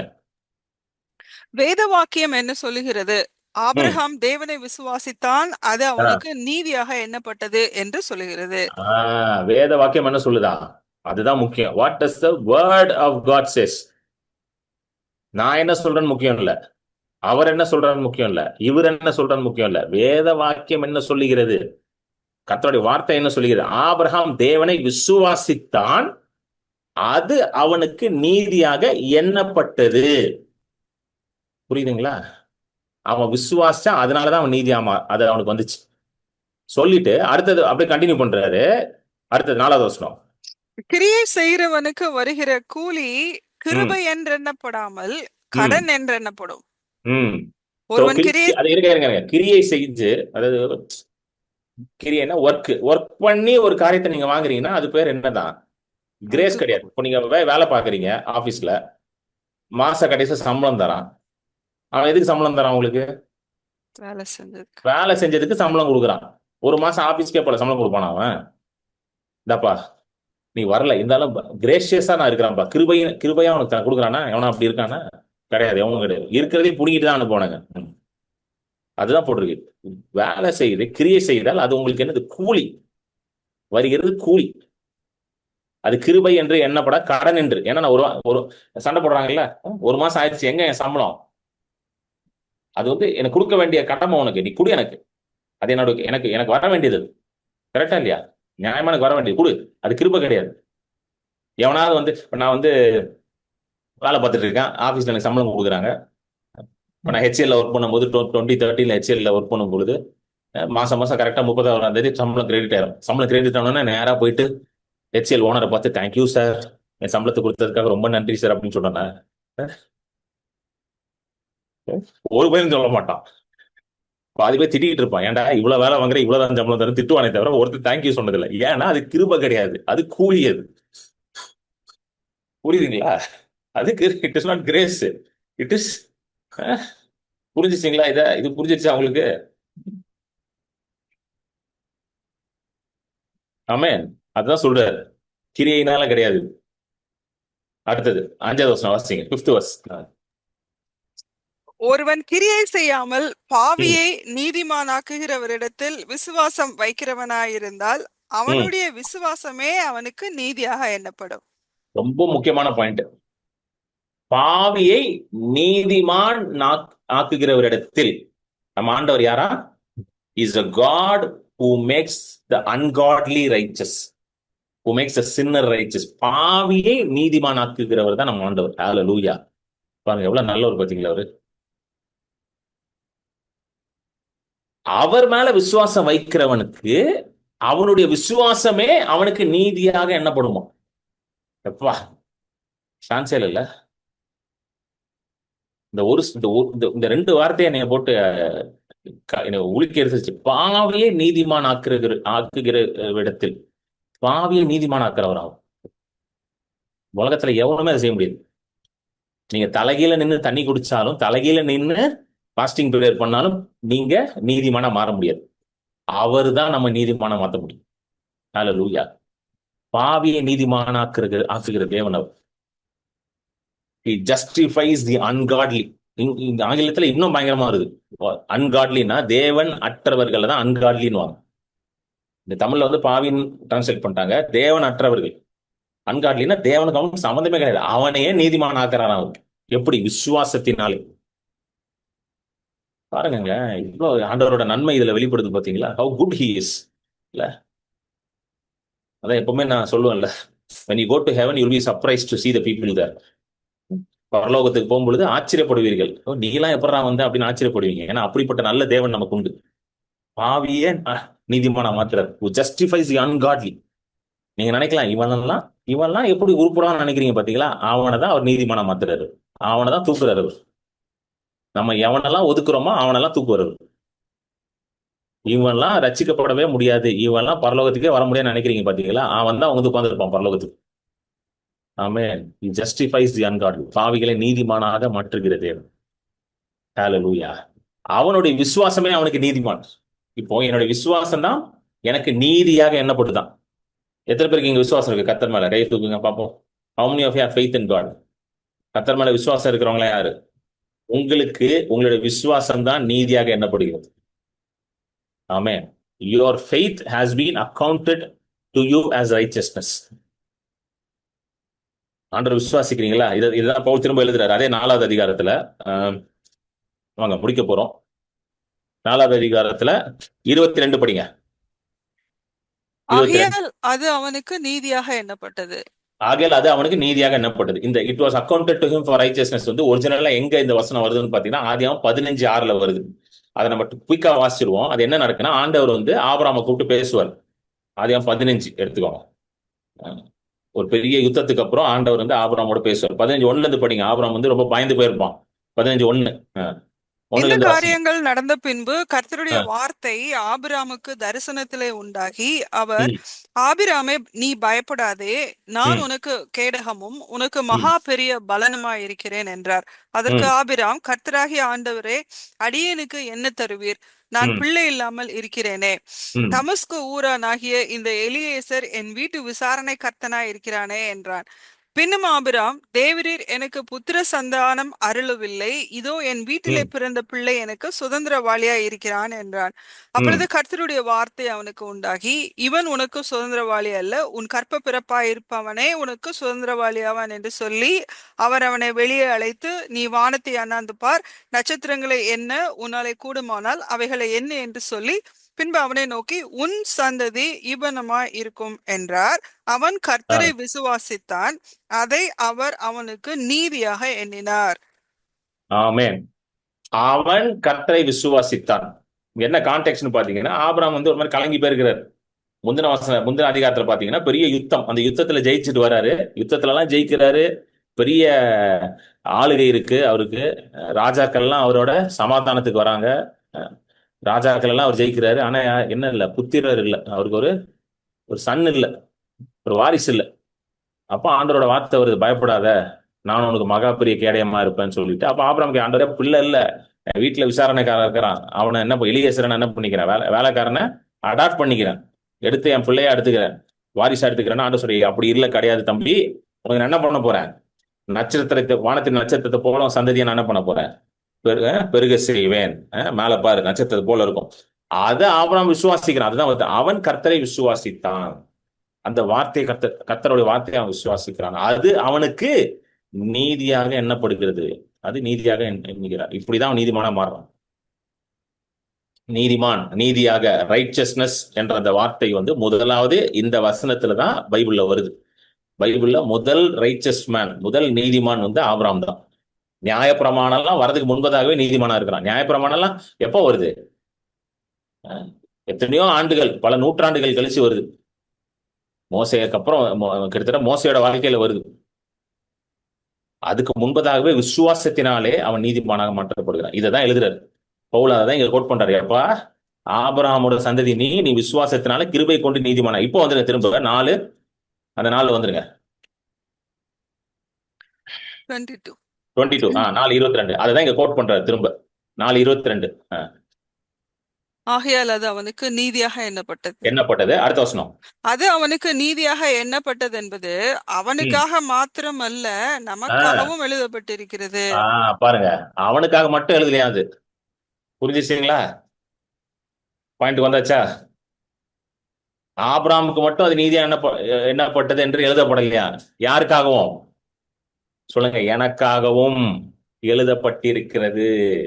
இதை படிக்கும் பொழுது இது உங்களுக்காக எழுதப்பட்டிருக்குன்றது புரிஞ்சுக்கணும். அதான் பவுல் பாருங்க, வண்டர்ஃபுல் டீச்சர் அவர், பரிசுத்தாவியானவர் அவருக்கு அப்படி ஒரு ஞானத்தை கொடுத்திருக்கிறார். பவுல போல நீதியை குறித்து பிரசங்கித்த ஒரு பிரசங்கியாரே கிடையாது. வண்டர்ஃபுல் டீச்சர் அவர் பவுல், பரிசுத்தாவியானவர் அவ்வளவு அழகா அவரை வழிநடத்தினார் பவுல. ரோமர் புஸ்தகத்தை நல்லா படிங்க உட்காந்து. ஹல்லேலூயா, ஆமென். சோ இது நமக்காக எழுதப்பட்டிருக்கிறது. அடுத்த வசனம், நெக்ஸ்ட் வர்ஸ். நம்முடைய கர்த்தராகிய இயேசுவை மரித்தோரிலிருந்து எழுப்பினவரை விசுவாசிக்கிற நமக்கும் அப்படியே எண்ணப்படும். அவர் நம்முடைய பாவங்களுக்காக ஒப்பு கொடுக்கப்பட்டும் நாம் நீதிமான்களாக்கப்படுவதற்காக எழுப்பப்பட்டும் இருக்கிறார். ஆமென். நம்முடைய கர்த்தராகிய இயேசுவை 24 இயேசுவை மரித்தோரிலிருந்து எழுப்பினவரை விசுவாசிக்கிறோம். எத்தனை பேர் விசுவாசிக்கிறீங்க? கர்த்தராகிய இயேசுவை ஆண்டவர் மரித்தோரிலிருந்து உயிரோடு எழுப்பினார். எத்தனை பேர் விசுவாசிக்கிறீங்க?